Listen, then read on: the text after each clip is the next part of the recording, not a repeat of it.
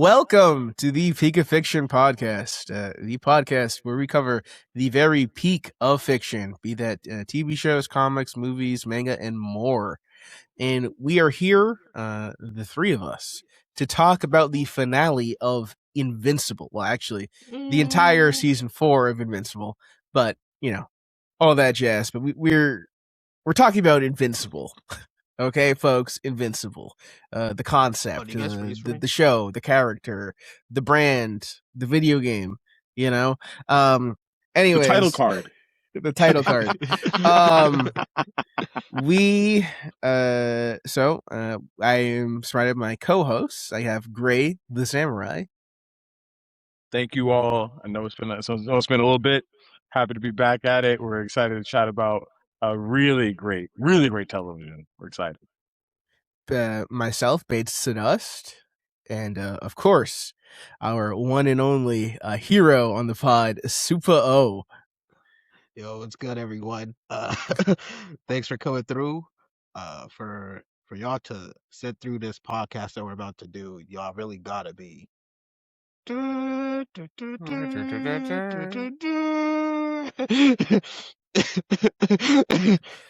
yeah, we're here.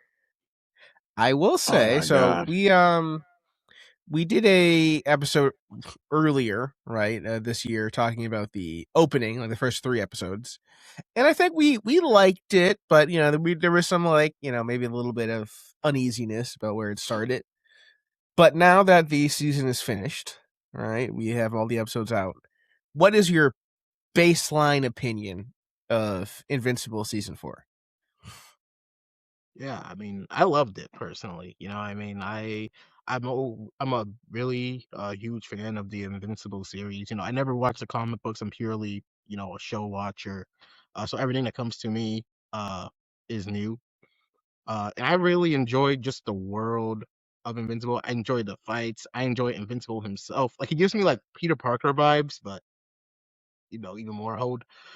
And just like his... well, it's a different kind. Yeah, I mean, they get hold in different ways. Peter's is more like what is it, like relationships and whatnot with everyone.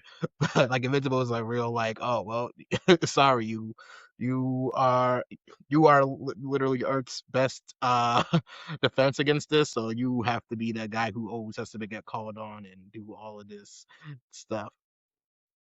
But I really enjoy this season. I've enjoyed all the season. This one is no exception. And we'll get into the plot points later on as well. But personally for me, I think Invincible might be, as far as animated superhero shows go, it might be my favorite animated superhero show. Of all time? Yeah. I think it's Whoa. I had some big ones before, but like this really made me realize how much I love this show. Like, I got the cosplay, bro. I've cosplayed this like, twice. wait. More than Batman the Animated Series? I watched some of Batman animated series, but yeah, from what I've seen of Batman animated series, I put more than a Spectacular Spider-Man.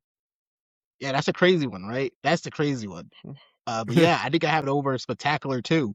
But I will say, if Spectacular ever came back, it had more seasons and expanded where they left off, that could be the contentious, because Spectacular was always my number one. But Invincible is just the writing of it is just so good. Like, I mess with like almost all the characters, just the threats that they have to face all the time, and the fact that it feels like, yeah, there's like a main plot to each season, but there's also like just like the side stories of each episode. Like, they do the villain of the week type of thing, but that's still like it's still very immersive, and it's still very interesting to watch. Yeah, no, Invincible to me is like a superhero show done like extremely right. That's an extremely bold claim, but I respect it. For me, and this is gonna be me. I'm not gonna try to hate too much, because the show is quite good. It is Invincible is pretty good, right? this is not my favorite season of the show. I think this season has a lot of good stuff, but it's I think plot wise, it definitely achieved a lot. There was a lot of great plot developments from different characters, and I really like where the story's going. But I think the thing that's lacking the most is visuals. We talked about that last time, but I think in terms of adapting the comics like art style and some of the details, it's just kind of lacking at this moment.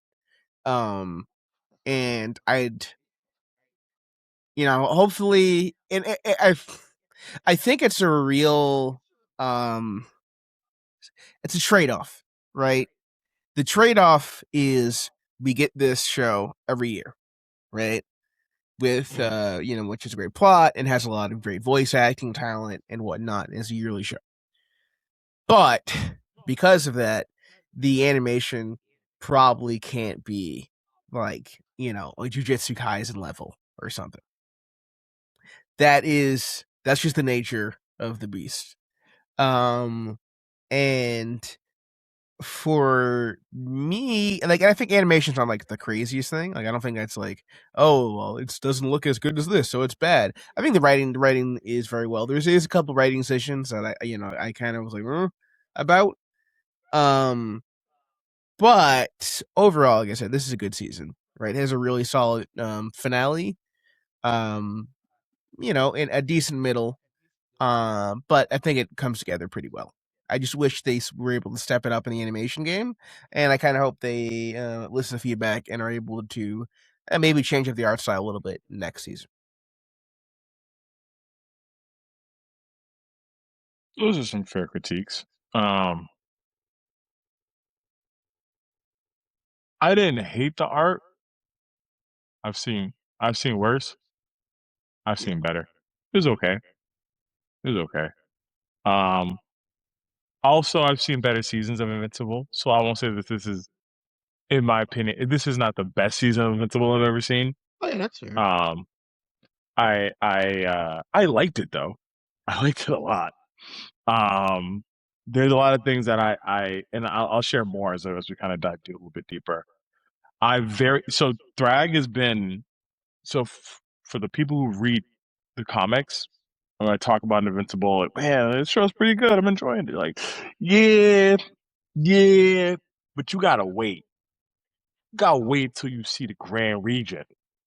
Mm-hmm. The Grand Region is the real reason to even enjoy Invincible. And I'm like, whoa, whoa, what do you mean? Like, I'm enjoying this story so far. Like, I'm enjoying, Mark's relationship with his dad, the betrayal that his dad actually isn't who we thought he was, and the emotions tied into that. And like, I'm enjoying a lot of this storyline, like I'm enjoying the shift of the Guardians of the Galaxy, kind of shifting through all these changes.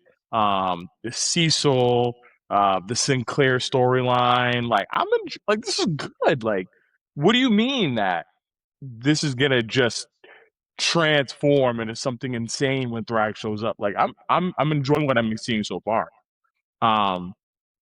So I feel like it's kind of like a hype thing, Like, I feel like people have been really hyping this season from the very beginning, right? They're like, you think On-Demand's a strong Viltrumite. Wait until you see Thragg. And I'm like, all right, I'll wait. Like, that's Now, cool. in all fairness, I think they do that every season. Yeah, well, because I think like last season it was Conquest. Yeah. Conquest was but I feel like people have been talking about Thragg more than they talk about Conquest. Like, the comic readers are like, nah, bro, like, Conquest is strong, don't get me wrong, but like, you gotta wait to see Thragg. I'm just like, all right, bro, I don't know anything about any of these characters. I've been sending pictures of his comic design for years. Like, when the first season came out, people are already saying, like, oh, this is gonna, like, when that arc hits, it's gonna be the craziest thing ever. And now, maybe the show doesn't hit as hard as the comic. That's totally possible. I feel that way about some of my favorite manga. I know it's a slightly different topic, but manga versus the anime. I feel like sometimes I read a manga and I'm like, oh man, this is incredible, and then I watch it, I'm like, okay, the direction y'all chose to kind of animate this in, the way y'all chose to do it, is not what I had expected, but it's not bad. It's kind of how I felt about One Punch Man in this current season, because the manga for One Punch Man is beyond exceptional, and then the anime was a huge letdown this prior season. So like it's one of those things where I'm like, you know, maybe it's the way that they animated it that didn't hit as heavy for me as it did for the comic fans. Like the comic fans have been waiting for Thragg for a long time. And I enjoyed this season. I enjoyed it, but I did not love it. I'm gonna be very candid about that. I enjoyed it. I had a good time. I had fun. Season had a lot of fun parts, but I didn't love it.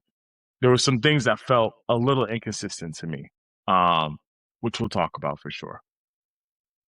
That's fair. For me, on the like the animation aspect of it, like you mentioned, Gray, I've seen like I've heard a lot of things. I know where the animation, I guess, outcry is coming from.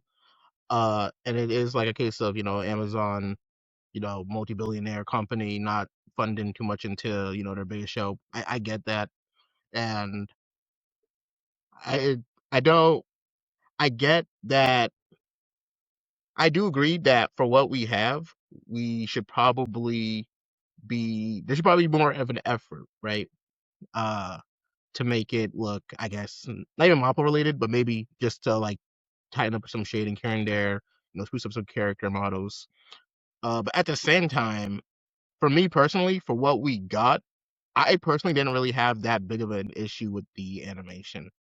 There are like a couple like art styles, like for instance, I think I think a couple that I've actually thought about just watching it is like I like Thragg. I like Thragg's design. I wish his face wasn't as round. You know what I mean? Like if he had like more of a like his face felt too round and too smooth. You know what I mean? And it'll be like some Like he's strong. not battle hardened. Like he's like Yeah, a yeah. Which, to be fair, you know what I mean? When you're the strongest guy around, how can you get battle hardened if no battle around there to harden you? What? You know what I He's mean? not But Thragg. Thragg isn't. He's not look max. He's not looks yeah, maxing enough. he's not looks maxing. He needs to mod a bit more. His jaw is not chiseled enough. Yeah, Alright, the like fact okay. that maybe you know about looks maxing Who is doesn't? crazy. Who doesn't know about looks maxing? or like you Old said. folks like me. I'm out of the loop. I feel like if you're on internet, everyone was like forced to learn about looks maxing without their consent. Force into your eyes. Watch this. But yeah, but at the same time, at the level that they did get, the stuff that we did get related to animation, I personally didn't really mind it too much. I think it's one of those things where it's like, I agree that, there could be better efforts to make it look better, but some people are kind of like forcing. There are like people who will be like, oh, this animation looks like complete like dog water, boo boo butter. And it's just like, hey, come on, dog. It is not. You're forcing. You're forcing. Because I've seen some terrible. I've sat through season 3 of One Punch Man. I've sat Yeah, through we've Blue been Lock through the season struggle. 2. Yeah. I've seen some of Buggy. I've seen my Record of Ragnarok season 1 and 2. I see Record of Ragnarok in general. Like We've isn't. seen Adam versus Kang and Zeus was like, Yeah, Kang and Adam Asura versus Zeus was season 3. bad, brother. Kang and Asura season 3. Like, trust me. Like, it's like, so to me, this is like a real like, okay, yeah, no, I'm it's all right. But no, I agree. There could be a better effort for the animation on that aspect. But all right, let's cut the chase on the animation talk and let's get to the meat. Okay, a real discussion here. What really determines if something's peak or not, and that is the story. And in order for us to get to the story and to recap the events of Invincible from, I guess, episode 4 onwards, we have Mr. Invincible himself, Supo, to do a recap of our quick breakdown of the episodes. Okay. So episode 4 starts. Episode 4 is titled Herm, and it's the episode centered around Damien Darkblood. And I believe, according to the internet, this is the only episode that the events don't occur in the comics. So it's a completely Yes, original it's story. yeah. So yeah, I didn't know that either. But yeah, no, I think it's cool. He's expanding his world a little bit, more. But yeah, there's trouble down in hell, and Damien Darkblood summons Mark to aid him and his people to fight against Volcanica, who wants to conquer hell and usurp Satan. So originally Damien wanted Nolan, but since Nolan was off planet, the summoning spell went for someone similar, and that person was Mark. And Mark right now isn't really in the best headspace after, dropping off his first body, and getting progressively more and more violent. He even stopped by Art, the costume maker, earlier to return his costume as he feared he was becoming more and more like his dad. But Art assured him that that's not the case, and the key difference between Mark and Omni-Man is that Mark actually felt guilty for taking a life, unlike his dad. So Mark gets pulled to hell, and against his adamant refusal to help at first, decides to help Damien anyway, and another individual, Satan. However, Satan is all weak right now because he doesn't have his crown. So Mark had to defeat a Cerberus to get the crown back to Satan, so Satan could be at full strength again. But while they're doing this, Damien's kind of like giving Mark like the lore of the hell and how it came to be, and he's kind of like saying how like a lot of like the monsters we see on the surface world actually derived or came from hell, which I think is like an interesting aspect. Uh, but yeah, once Satan gets his full strength back with his crown, uh, he's back to his full strength, which still seems to be significantly weaker than Volcanica. uh, I swear, when I seen this the first time, I just thought about that RDC clip where Mark is just going, "This is your court. How are you sorry on your court?" However, even though Satan and his bum squad couldn't take out Volcanica, Mark was able to easily smash her head in over and over and over again. Uh, but it seemed like she kept regenerating. Until it got to a point where she could no longer regenerate and she evaporates, leaving a warning that one day she'll return back. The episode then ends with Mark later being with Eve, and Eve is planning to tell him about her pregnancy, but that's when she's interrupted by Nolan and Alan arriving, recruiting Mark for the war. Uh, and then episode 5. I would say So Herm is as like a little bit of a weaker episode for sure. Yeah, no, yeah, I do have some issues with Herm. I think my biggest issue with Herm was didn't really see personally, I just didn't really see the connection between, because the episode ends with Mark going back to his original suit, which I kind of felt like I didn't really see much of a connection of how this adventure in Herm kind of gave him that mindset to kind of go back, uh, to his OG colors. Mm-hmm. I would have liked to see more of a connection, a mental space there, but we didn't really quite get it, or at least I didn't feel like we quite got it there. And I And will also, say this as Gray brought up, I would say we have another example of Invincible fans hyping up something that was not as impactful as it was in the thing. Because oh boy, did I hear people talk about last year. Wow, go, it's blue suit Mark time. Oh, it's Blue Suit Mark. Watch out. He's not messing around anymore. He's got the blue suit. And like, bro, nothing happened. Nothing. It's just the same old Mark. I don't get what the hype or the excitement was. Yeah, no, it's the blues. I will say, like, the I feel like he committed some personally for himself Yes. soul shattering atrocities while in that suit.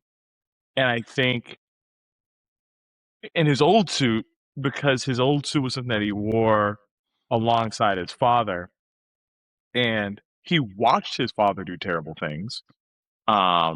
He also watched his father do great things, right? He saw both sides of that coin, and he kind of never settled into what I would describe as standard Viltrumite behavior until we got the blue suit. And I would say the behavior was Viltrumite, but his mentality was not. His mentality was very human. He had a lot of remorse when he did something really bad. He was like, "Oh, how could I have done this?" And I'm sure the fans were like, "Ooh, he's gonna get savage," and he just didn't. Like, personality-wise, he didn't get savage at all. He he was like, "I'm sorry." Yeah. He thought about yeah. No! The most he did was what? Struggling. He thought about killing dinosaurs, and then he killed one guy who, because it was a hostage situation. It's not equivalent. He wasn't as savage. Yeah, but he also as hyped up. But he also like completely wailed on Titan for bro. That Titan situation was a little intense. So I think the blue suit is tied to what I would describe as an unstable mental state for Mark. He was very unstable. Yeah. To the point where he was scaring himself. Like, it's not like other people were scaring him, or like he was just like, "Yo, like, what's wrong with me? Why am I acting like this?" Like, that's what led to the art situation, because he had so many events that in succession, and they were kind of close somewhat, where he was just like, "I don't know why I'm being so aggressive, because this is out of my character." Maybe it was a suit. Who knows? That was his venom. It's his venom suit. Maybe it would check out color wise anyway. We went from the bright, red and blue, yellow and blue, to the darker all black, or black and blue. It would check out. It would check out. But yeah, just a little bit on the episode. I did hear a lot of people not like this one, and even though I did bring up the issues I had, and also I think another issue I had with it was just Satan in general. I feel like it was very inconsequential to like everything in that, especially when the whole plot was about getting him the crown. But I did like the bits. I did like the talking bits a bit. Like when they're falling down in that hole, and Marcus is like, "Why does your Max is that?" And David Max like, "Do what? Do that? What?" like that got me. That was pretty humorous. Yeah, that was a good bit. That was a good bit. That's pretty funny. It's pretty funny. Or like what speaking of inconsequential though, it didn't really move the story, but it was funny. I'm not so like everything has to be plot related. I can't enjoy. I can't enjoy the laugh. A sad story. Yeah. Like, I think it's a neat little side quest, but it could have. I understand it probably could have been better. Like, there are better. There are like Invincible wasn't unused to side quests. It's a superhero show, and they do a lot of villain of the week type things. And I think if you compare it to like other side related shows, episodes of Invincible, I'm not saying it's the worst, because I think there are like people saying it's the worst episode. I could think of like maybe like one or two of the whole series. Yeah, the whole series. Like, people saying that's the worst, and I'm like, I don't think it. Yeah, nah. I think you're right. It's probably weakest in the season, but yeah, they get a season, but season 4 is not the strongest, but I don't know, bro. That's a take. I'll say though. I don't know if you guys recall, but in season 3, like the last shot was like a teaser for like Hell. Because it Yeah, ends with like Damien. Damien Yeah, Darkblood. So like if Yeah, I that remember that. was so if this was supposed to be connected to that, I will say it's kind of weak. Maybe they'll return Yeah, because back you've to been Hell. teasing this moment. Yeah, Yeah, and then yeah. it's kind of It's like, like a like that's a it's one of those where it's like that's a weird this specific episode was a weird thing to tease us like the very last thing of season 3. yeah, like hype me up to see Damien Darkblood again. Like, oh, it's Damien Darkblood. I remember him. He was the yeah, because Yeah, it's detective. just you Whoa! thought Like, all right, I you guess, thought it bro. was gonna be Like, related cool. to like maybe like Cecil or Omni Man or Mhm. something more yeah, because substantial. that was his thing, bro. Like, Yeah. we first saw him, he was investigating. Like, something about this Omni Man guy. It was a little fishy. What's going on here? You know. But yeah, no, it's other than that though, it's decent. It's decent. Yeah, bro, it's decent is how I would describe her. It's not the worst thing I've ever seen in my life, but it's not Yeah. very good. But next up, sorry, give me 1 second. So in episode 5, so as Nolan's talking to Mark, he reveals that the reason he was sent to Earth in the first place was to see if human DNA was compatible with Viltrumite DNA, as they need to outsource their breeding pool to increase their numbers. He then convinces Mark to fight in the war, to which Mark agrees. But Mark isn't the only one Nolan wants to talk to, as he stops by his ex-wife Debbie to apologize for everything he's done.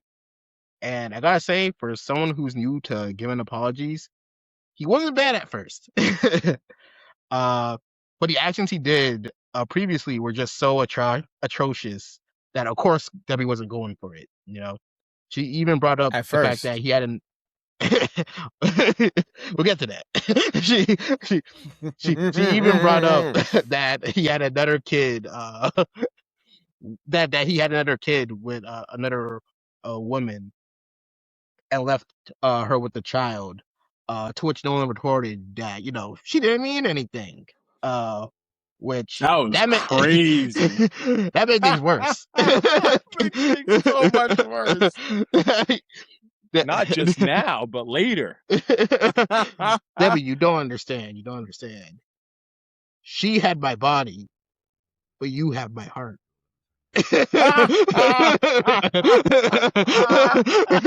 Nolan's a sick man, brother. That was a sick thing to tell that lady, man. That so, was nasty work.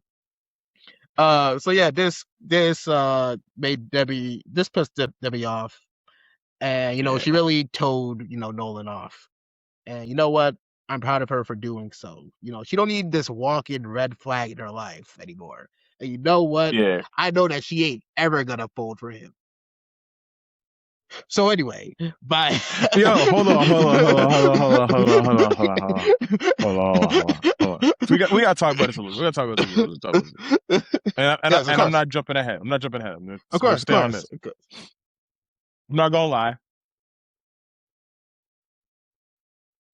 This was Debbie's first time seeing Nolan Mm-hmm. since he turned his son into a machete and Mm. sliced through a train.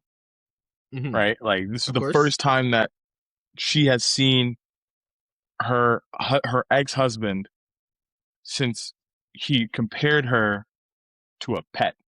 Of course. Right? And this information and this kind of atrocity and this kind of barbaric behavior was obscene. And she was forced to kind of come to grips with all of these behaviors by herself, right? She can't really rely on her sons to comfort her in her moments of need after this type of atrocity, right? Yeah. She's seeing a guy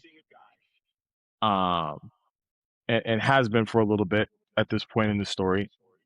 But that guy is not a superhero. He's on That Nolan. guy can't fly her to Paris. No, he cannot. That guy, that guy is so many levels below in a few facets what Nolan was, but in some facets, because he's not a homicidal monster, in some areas, she values what he does offer, a sense of normalcy. At least she valued it before she saw Nolan again, because the emotions were just like it was like she was getting out all of her anger and her malice and her vitriol, like just like spewing it, because she has a valid reason to be angry, 100%. I can't take anything from her in that space. She should be angry. I think most human beings that have been betrayed, gotten cheated on, like you're not who I thought you were, are angry. But you're not who I thought you were. You're actually a mass Invader from murderer. space. An invader from space. That's not just here to kick it, not here to protect humanity, because like that was the shtick. You're actually here to enslave us. That's not cool. Like there's so many layers to why she's so angry in the scene. It was funny because a few friends of mine that are big Invincible fans, cartoon only fans, having not read the comic, were really hoping that Debbie wouldn't fold in this scene, and she doesn't fold in the scene. She stands on how she's feeling, and Nolan can't come to grips with it because it's pretty intense. I don't think he's ever seen Debbie talk to him like this too. I think there's a few layers in this scene, right? Like Omni-Man, I'm calling him Omni-Man, but he's no longer wearing the O. At this point, he's just Nolan from Viltrum. At this point, it's just man. He's just man. Man. Nolan from Viltrum is getting told off by Debbie. Like she is not with anything. She is not accepting his apology. She's so angry at him. She's infuriated, and she's right to feel that way. Nolan should be getting told off. What he did was terrible. So this scene definitely has some pent up tension that is finally released to an extent. It's kind of like cracking a little bit of the can open on your soda after you shook it up a little bit. You get a little bubbling over. It bubbles over a bit. It doesn't spray everywhere yet because you haven't cracked the whole thing open. Like she hasn't it didn't go as far as it could have gone. But we definitely got a little bit of her tension released in this scene. And I think it was telling for both characters, their expectations when the moment took place and what the reality became. Yeah. I agree with you. This was a very well done scene. Because it's just, no one's on with the superpowers yet. It feels like he's the one that's being pushed against a wall. You're right. Yeah, no one's definitely on the back foot because he's trying to like figure out the whole human emotion thing and to be kind and all that jazz. He's learning though. He's picking it up. He is learning. He is learning, but what he's done in the past is just so bad. You know what I mean? It's so bad, brother. Because it's on top. Because like Ray said, he fought Mark, nearly killed Mark, their son, called her a pet, slept with another woman, and gave her the kid to raise. Been lying to her since they've met. Like it was one thing after the other, and I heard in the comics they get back together like instantly, like when they meet. Oh, so this scene, I don't know. I don't know. Her, I don't being think angry at him doesn't happen in the comics. I don't believe. No, she's mad. They did add extra juice to it, for sure. They added extra juice. She forgives him faster. Does she forgive him during the first time they see each other in the comics? No, I've never read the comics. I don't think. Yeah, I don't think it's like forgive like immediately or anything like that. But there definitely is like an element of, they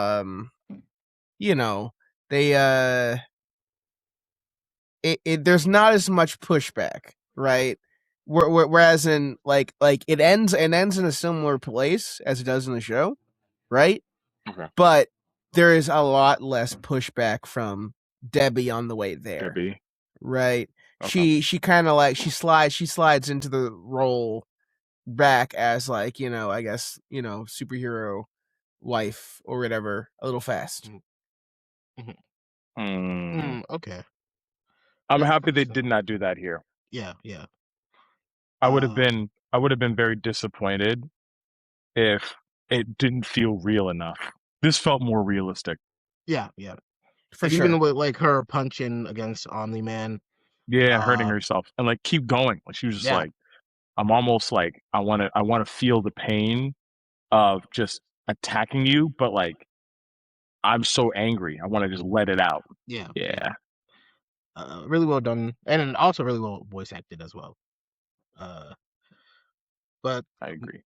moving on.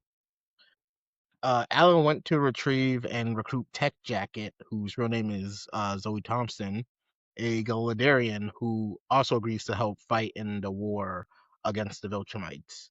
Then we cut back to Nolan still continuing his apology tour by hitting up Art.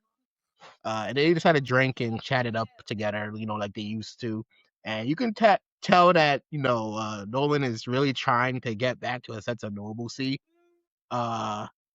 Still, when Nolan asks Art if he could make him another suit, or refer to what he gets, Art declines, saying, "I only dress up superheroes. I only make costumes for superheroes." Heroes.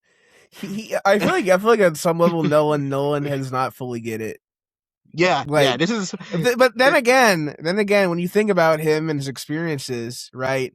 Life is a lot more casually thrown away from where he's from. Yeah. You know what was interesting to me about this scene? I have to say it. And this reference you'll likely get if you've watched Attack on Titan. He reminds me so much of Rainer. Like Reiner is sorry, I'm gonna spoil something from Attack on Titan. If you haven't watched it, you should watch it, et cetera. Skip ahead 10 seconds if you wanna. Reiner in Attack on Titan is a character who is pretending to be a member of this culture inside of these walls. And he carries this act for a certain period of time. And there's a moment where he's found out, where people realize what he really is, and he even attacks the people that he was on the same side of. And then at a later point, he's like, he almost forgets that he betrayed them. He tries to act like he's one of them again. Like it's all well and good. That's kind of the vibe I got from Nolan. Like Nolan has created this like I'm a human persona and kind of like nailed it so well. And he's acting like he was acting when he was Omni-Man. That was a character he was portraying. He's really Nolan from Viltrum. To my knowledge, none of the other Viltrumites have pretended to be a superhero. I've seen no record of that at all. Well, actually, they kind of Thaddeus, in a sense. Thaddeus. Did Thaddeus pretend to be a hero? I mean, he pretended to be. I mean, he pretended to be like he had his Viltrumite, not Viltrumite race. Yeah, like he. So and he's like the forefront of the coalition army to strike back. He attacked Viltrum. Yeah, and he was a military leader. But those things, in my opinion, are a bit different from a superhero, right? Like a superhero is a symbol in many instances of like hope and like strength and heroism. Thaddeus wasn't quite that. Thaddeus was a militia guy. He was doing war crimes. Like he was just it was a little different for Thaddeus. So like I feel he like was doing those Omni-Man war crimes. He was doing war crimes. He Hey. loved. Ooh, buddy, that was man. We'll dig into it. We'll dig in. It's coming. It's coming. I'm waiting for Invincible Hey, he's to a talk hero to about me it. here. We'll see how long that lasts. Invincible. But no, like I feel like Omni-Man, he assimilated so tightly into human culture. And then when he had to shift, oh, I'm a Viltrumite. That's right. I got sent here to weaken these people to prepare for an invasion. And then he came back. He had to kind of like revert. And he was like, oh, no, wait. Like, I love my wife. I miss my friend Art. I want to do all the things that I did before I turned. And the people haven't forgotten the atrocity. It didn't just blip out of their memory, right? They watched what he did, right? Debbie got disrespected extremely publicly. Her reputation tarnished indefinitely. Art watched the uniform that he made for a superhero be worn by a mass murderer. Like, it's just horrible events intrinsically tied to these people, and their sense of faith and belief in Omni-Man was eternally tarnished. And he thought it wasn't. He was like, I can just come back and fix it. Yeah. They were like, no, you can't. That's not how that works, bro. You can Well, apologize. I will. You can start the thing, but like, you can't just be good. That's not how that works. But I will say from his perspective, it's a real like it's a real like, okay, I'm like, yeah, I kill people. What's the big deal? Why are we still upset about this? Is I think what's running in back of his head, even though he gets it, it's like, It's I don't not know, that man. deep to him.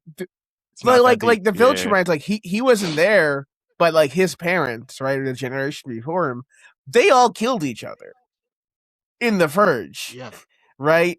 It's to them, and like on his 18th birthday, they almost like beat him half to death, right? So from their perspective, it's like, well, hey, well, that happened, but we keep it pushing, like, like people die every day, So why are you worrying about it? Why are you upset about it like that much? And now he gets why people are upset about it. But I think there is a part of him that's like, I mean, yeah, but like, okay, this is the culture I grew up in. Like, we do this all the time. Yeah, that's an interesting perspective. I never gave much thought to that, but that's valid. Yeah, and for me, I think it's more so like he even though if this was like this is some terrible things he's done, terrible things he said, but to him, it all is just one mistake. It is probably as big as his mistake as if you were to like leave the stove on, leaving the house. You know what I mean? It's like, and it's one of those things where it's just like, I did it. You know what I mean? But like, come on, we're not all perfect. We're all heaven sent. And and unfortunately, that's just not the case here. It's a real why you bringing up old stuff, man? Yeah. Why you bringing up old stuff? That happened.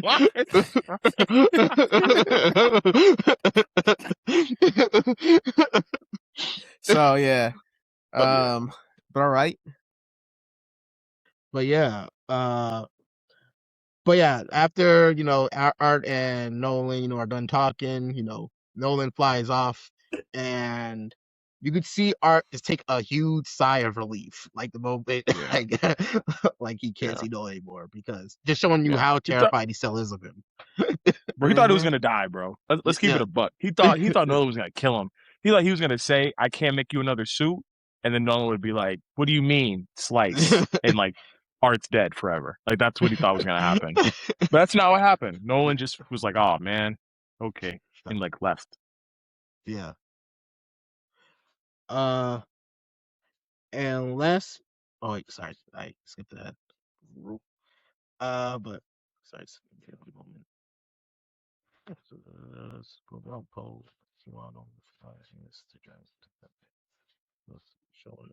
Okay.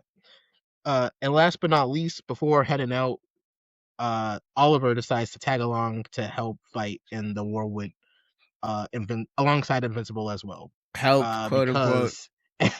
Because, and I quote, a direct quote from Kid Omni-Man himself. I helped with Conquest. See, I don't know if he just did complete a sentence or not, because if he meant he helped Conquest, paint the sidewalk with his blood, sure, I guess you helped out in that aspect. Bro, and the nerve of He Oliver did. he did 1%. He did like a 1% like damage off the HP bar when he hit him a couple of times. That counted for something. Couple It of whittled stretching down his health a little bit. Bro, a couple of stretching. he got like stretching did to it. I him. see what you did there. Conquest. Bro, he gave him the Mr. Fantastic treatment. A couple more seconds. Like a resistance band, bro. I was crazy. That was yeah, crazy. but all I'm saying is Oliver still got the rewards from the raid. Okay, he still got the loot drops, and he still got the XP share. So he was there. He was present, but he got clapped, brother. Yeah. He got clapped. Helped it, and his nerve throughout the rest of the season it like annoys me, dog. I ain't gonna lie. Oliver's my god, but like he be doing the most dumbest stuff. He thinks he's stronger than he is. He overestimates his capabilities because of who his brother and his dad are. They're Viltrumites, but the breeding of a Viltrumite and a human is very different. Yeah. From the breeding of a Viltrumite and I forget what the name of Oliver's mom's race is. Thraxon. It's what they made is completely different, man. It's not the same. Yeah, but after a while, you kind of have to like we'll get into it a bit more, because trust me, there's gonna be a bit more with this this bundle of joy. But Bad, Oliver is also part of the Resistance now. So not that everyone is on the ship. They're all heading towards Telespria, and the ship suddenly gets attacked.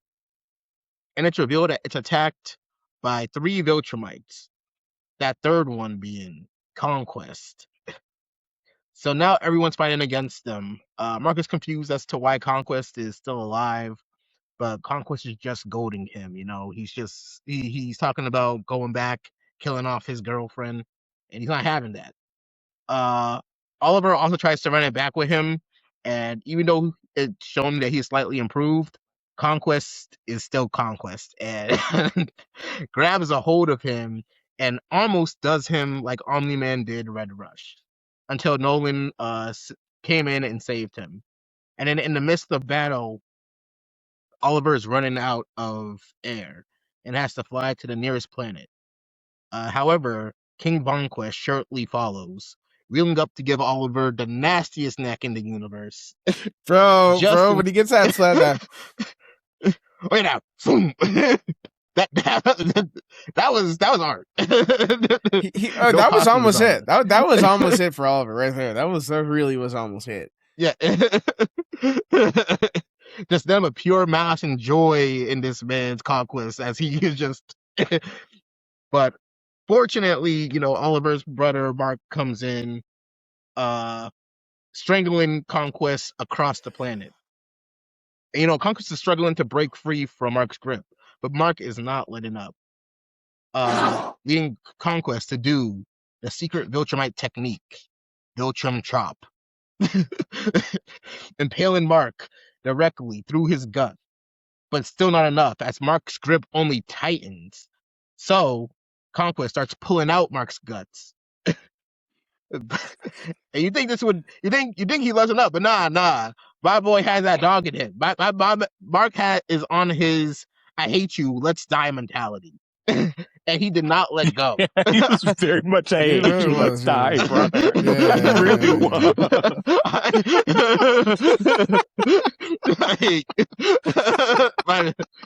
And he meant that, bro. Let's show up and die, brother. He was very much on that energy, bro. And I've never seen that like that, man. Yeah, man. This Conquest brought the dog out of him. Conquest was a threat. Mark can't let him go. Can't let him go in the universe, bro. Yeah. That was but one of the craziest things I've seen in this series. I'm not yeah. gonna lie to you. I've Oh seen a yeah. lot of brutal scenes. I've seen a lot of brutal scenes in Invincible. Invincible's full of brutal scenes. I saw so many spaghetti and meatball memes around the episode that we're describing right now. People are in their house eating pasta, watching Invincible, and like the meme is they're watching this episode and they don't show the scene in the meme. Like they just show people like episode blah blah blah, and then just putting down the plate of food like, oh god, I can't eat it. I've lost my appetite. Like the spaghetti on my plate and the thing I'm watching on screen look way too similar. Yeah. Yeah, it was brutal, man. That was intense. Oh yeah, this is definitely. It was so brutal. I thought Mark died here, man. I don't know how he died because the show's called. But this is like the closest I've ever like. It was a real like, yo, how do you survive this? Like, I was really thinking like, yo, is it like a Lazarus pit nearby? Like, is it like, but yeah, no, it was brutal. It was brutal. But fortunately, or unfortunately, wherever we happen to Invincible, we'll see a bit later on in the next episode. But Conquest is officially dead, as Mark has suffocated him to death. And Nolan and Oliver finds Mark with his guts all spilled out at the side of him. So episode 6, kind of shows the start of the war and how it escalated between the Coalition and the Viltrumites. And all the Viltrumites, they are. We can see the Coalition go into certain sectors of the universe of space, fighting off the Viltrumites, whittling down their numbers. And they are like the counterattacks are doing something, but it's still not really enough. Meanwhile, Mark is still very much injured from his fight, is spending this time to recover on this planet that Nolan and Oliver are on.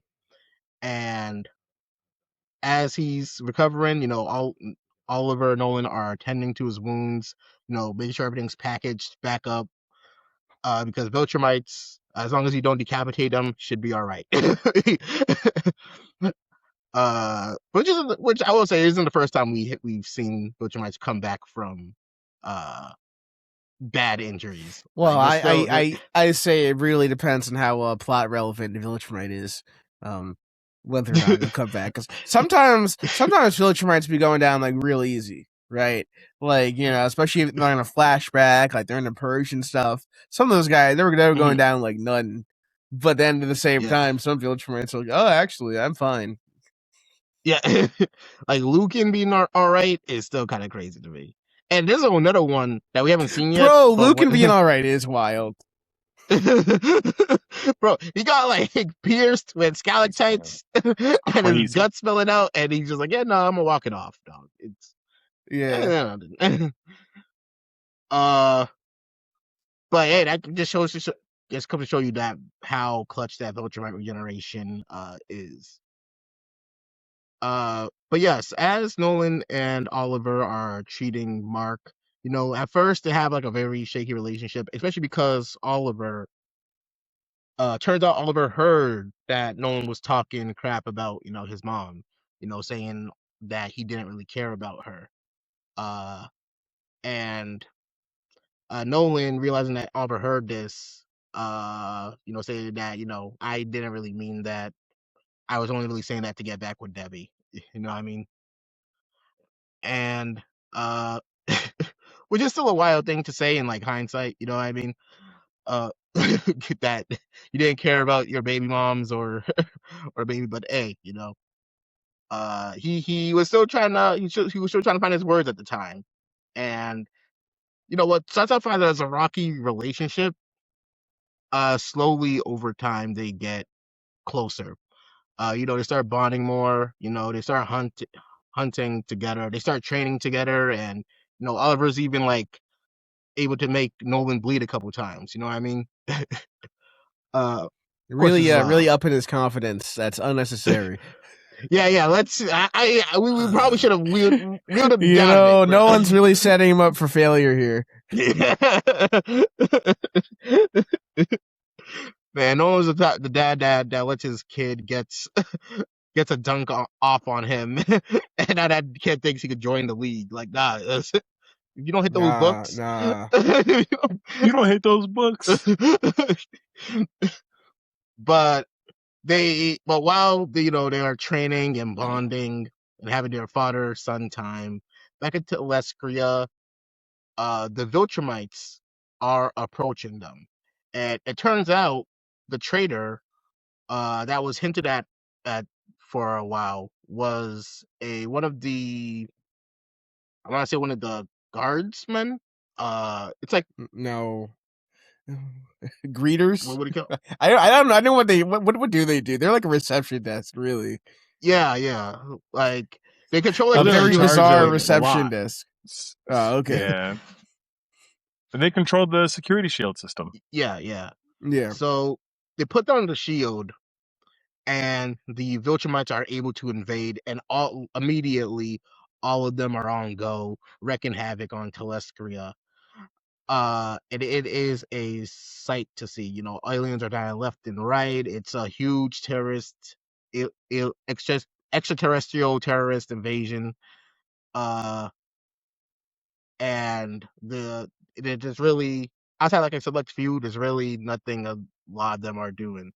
And Tech Jacket is there, Alan is there, Tech Jacket is there, and I gotta say, I still gotta see what Tech Jacket can really do. You know what I mean? Like I'll bring this up afterwards.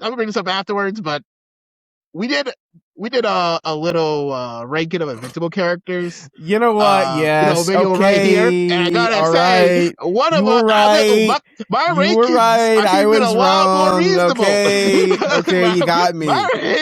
You got me. All right. I went off what I knew. You're right. I went off what I knew from the show, and I was influenced by people on TikTok. Okay. You're correct. Tech Jacket was not all that. Tech Jacket was super hyped though during the Invincible War. Yeah, Invincible War. I'm sorry, but the animation made it look in a mark. Yeah, it made it look like it one shot at a mark. Like it made it look like she just like laser beamed a mark, and it was free. This is easy. A Viltrumite? I'm sorry. They misinformed me. That's really how they made her look. They really did make her look like that. Well, keep in mind that was like in they did establish that the Viltrumite marks aren't as strong as the actual marks. You know what I mean? So we were to really scale them. I have to say, just looking at their like performance and just going off of an average, they're at least maybe a little under Teen Oliver level. If I had to like put them somewhere, right, come on, what are we talking about? They might be just a little above 5 Immortals. You know what I mean? 5 Immortals. You tripping. But yeah, back on the attack on Telescria though. It's looking very bad for them. Yeah, it's bad. Until oh wait, actually I didn't even mention that. So it is looking bad on Telescria. However, back on the planet that Mark and Oliver was on, Mark awakens. And he's back up, he's healed up. He's even growing a little beard too. And it's been 2 months since that last fight with Conquest. And I also didn't bring this up earlier, but in that after Oliver and Nolan decided to go to this planet, Nolan built a grave for Conquest because it's just a way to show respect as a high-ranking Viltrumite in their system. And I'm curious as to what you guys think about that. Because personally, I want to talk about this. I'll let you go first, though. Game respects game. Game respects game. All right, babe. All right. You got. You're trying to bait me, but you ain't gonna bait me. I'm not even joking. I'm really not even joking. I think it was from his perspective. I'm not saying it's the correct one. From his perspective, he was like, you know what? Conquest was a cold dude. You know, Conquest really was out here, showing up the streets. He really was repping Viltrum. We may have had some disagreements, but I respect Conquest as a Viltrum. I think that's his thought process. I'm not saying it's a good one, but that's his thought process. All right. I'm gonna see my piece. I'm gonna let Super go first. Super gotta go. I'm gonna say my piece. For me, that something like that is just the act of that feels like no one's showing Conquest respect that I don't think Conquest deserves. Now, maybe if Nolan was still like Viltrumite, I could see it, right? But like Nolan is clearly like against the Viltrumites now, you know what I mean? And him doing this is just like and like I could maybe let it slide if Conquest didn't do the things he did. But Conquest did do the things he did. He did come down to Earth and like killed most people and beat both your sons almost to death. He did almost kill your son again. He almost killed your other son again. But Nolan's almost beaten his son to death. That's not an achievement. But that was like Beast almost beat his son to death. From the dev. That's you watched. Not an achievement. Yeah, but like Conquest, like if for me it was like if no one needs to get past I get it, it's been ingrained in him. He's lived his life, most of his life as a Viltrumite. Like he said to, Debbie, I forgot how many years he said in general, but I'm saying like he lived over like 100 or 1,000 years as a Viltrumite, but he on Earth with like the little time he had on Earth with Debbie and the Mark, actually made him more human. And him doing this kind of was like I don't know, dog. I don't know. Conquest did a lot, and like if you're trying to like shed those Viltrumite ways, you shouldn't be making graves for your biggest op. He doesn't deserve it. I don't know. It's like, okay, it's kind of like you could think of Conquest as like a celebrity who had a controversial celebrity, right? Who maybe did some crimes, right? Or is a bad person and they pass away, right? And you're like, yeah, that was unfortunate, all the stuff he did, but his music was hidden. Yeah, rest in peace and move on. I don't. But he was, he's still stepping at the parties. He's still listening to tunes. No one's still listening to R. Kelly's. I would agree with that sentiment if you're referring to like the parent of one of his victims. Like if we're saying the parent of one of R. Kelly's victims. It's like, I love this jam. Woo! Yeah. Like, all right, bro. What are you jamming to? You know what that man did to you personally, right? Right. I think the nuance that you're missing, Bait, is that Conquest didn't just attack a random part of the planet. He attacked the area, the specific area where Nolan's son lived, right? Yeah. And I think the problem is that, and I heard your point, so be like, yo, like he's on the side of humanity. And I think for Nolan, it's not that straightforward. That's fair. I think Nolan for a while said, I don't even want to fight in your war, bro. This is your war. I want to keep myself and my kids away from all this mess. And the reason I want to do that is because I still have some emotional ties to Viltrum, but I also have emotional ties to my family. And I'm not willing to pick one because I feel like it's possible for me to pick both. It's possible for me to choose both. It's possible for me to say, I love Viltrum. I'm going to keep Viltrum cool. I'm going to leave Viltrum alone. I'm not going to do anything to Viltrum. but I'm gonna actively keep my family safe. And the only time that was not, he realized that wasn't possible was during his conversation with Thaddeus, and he was just like, "Hey man, listen, if this war kicks off, they're gonna murder your family, bro."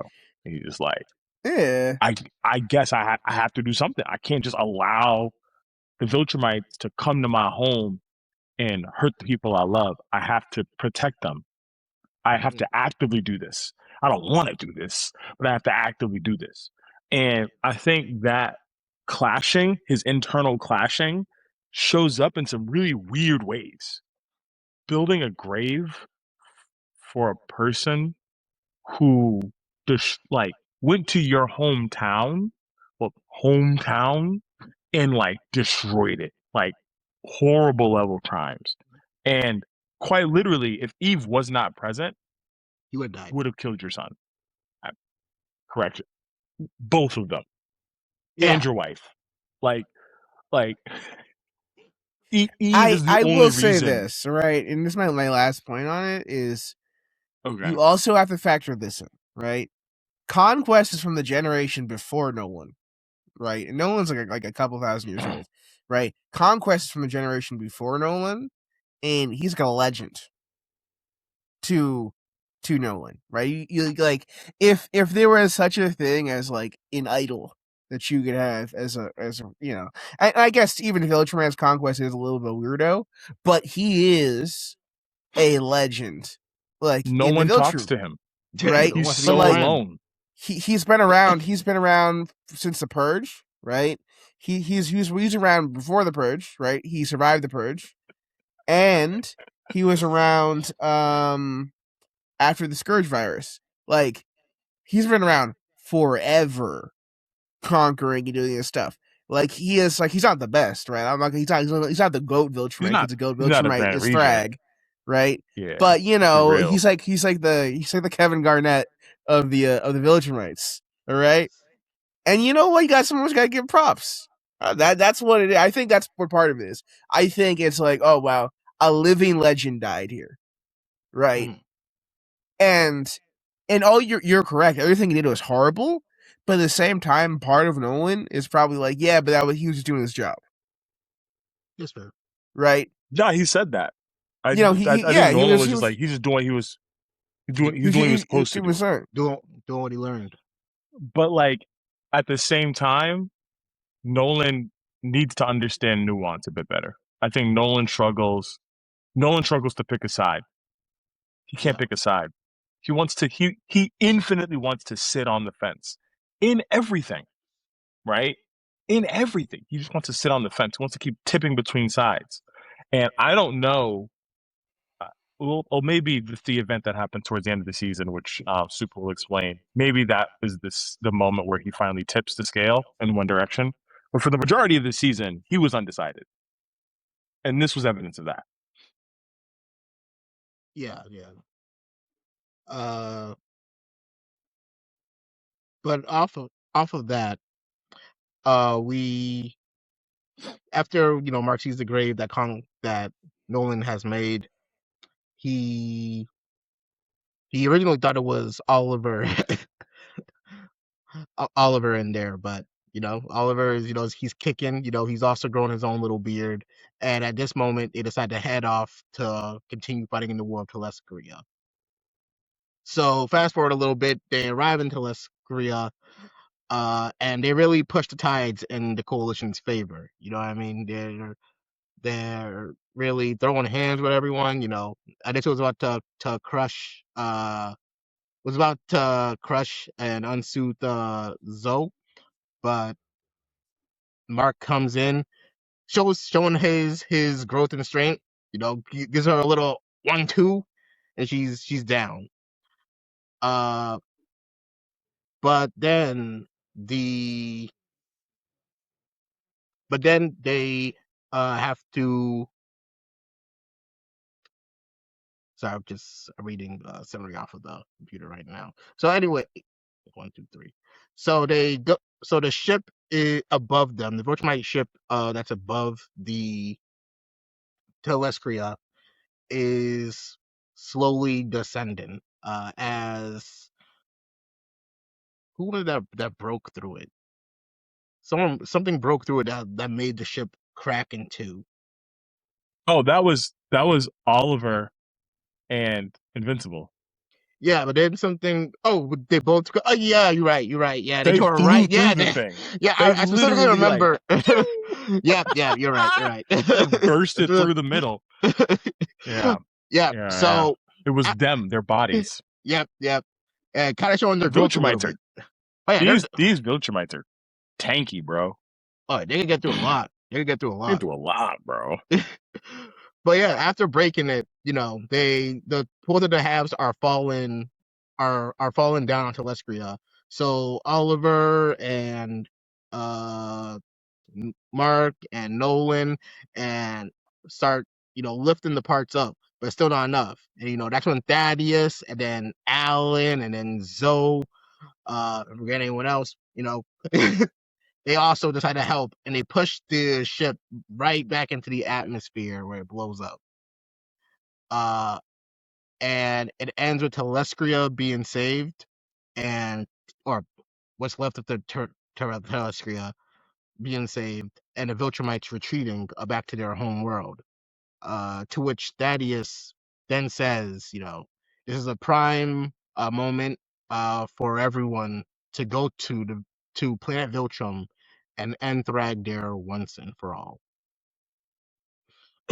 So the next episode we'll be dealing with them trying to beat Thragg on his home turf with his limited amount of Viltrumites at the time. So episode 7 starts, and we get a look into the past of how Thragg rised to power. He used to be the right hand of Argyle, but Thaddeus, who was against how the Viltrumites were doing things, and realized the road that the Viltrumites were heading down, assassinated Emperor Argyle. And after assassinating him, he left and was called the betrayer.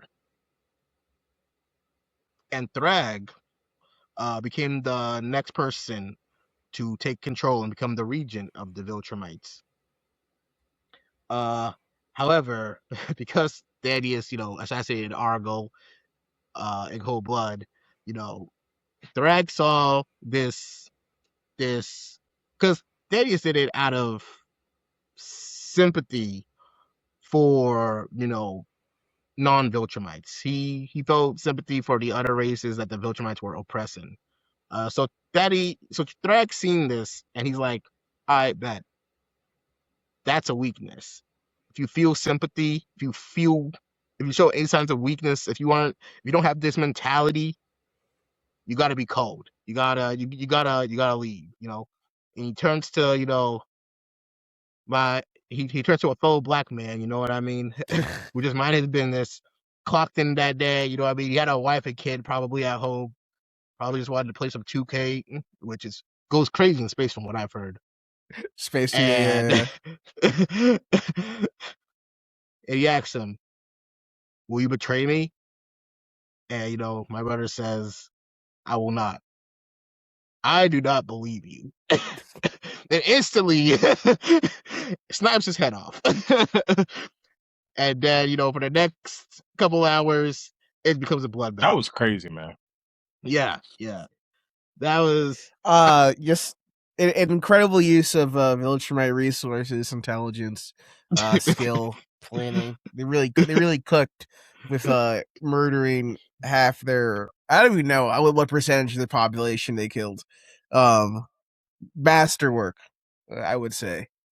yeah. The mentality was, if you were weak enough to die, then you didn't even deserve to be here to begin with. The craziest part is, okay, here's one of my craziest things, and I understand you could counter it with the I know the counter what I'm saying, but they were jumping people, okay, so many times people were just getting third partied out here, right? And I'm like, how does that express your strength? And I know the response to that is, well, if you were really strong, then you wouldn't get third partied, but come on. There's so many times where one person's boxing up somebody else, and then another rando just jumps in behind them. and takes him out. It's Should've like, survived it. what's Yeah, going should've- on here? I should've been built guess, like right? I guess. Should have been like that. A real Viltrumite would have But I don't survived. know. that. Maybe the best third partiers one. You know, Yeah. it's I don't mean, think it's an Conquest had his efficient own system solo cube, for you know what I mean? testing strength. I mean, you want to He try it out did. right You're now? allowed to He feel that did. way. But if you were to voice that opinion, But on yes, Viltrum. that was my weakness. You know? Granny did Thragg. You know, yeah, I they see really, along yeah. flaws with this. I like I don't really feel like Thragg. this is a good strategy. I feel like we're gonna Yeah, lose Thragg. people if I we do don't this to many know. people. I don't know about the 7-year-olds beating each other to death. It doesn't seem like a good. And then that'd be me. Hey, don't get jumped. That'd be I guess one me. could I'd say ask he too many baked questions. the dust. But like, I don't know. What if you are a betrayer, but you're also strong? What then? What I mean, if you can hold two opinions at the same time? What's the counter? I mean, if you're really strong, you would have no issue. You'd have no issue with how Viltrumites are running things. You know what I mean? But like, I'm just saying, what if hypothetically, right? I'm talking about hypothetical Viltrumite. Hypothetical Viltrumite has problems with the government, but also can throw hands. Then I would take care of you'd him. have to deal with the Grand Regent. Yeah. Okay. I'm not tripping, bro.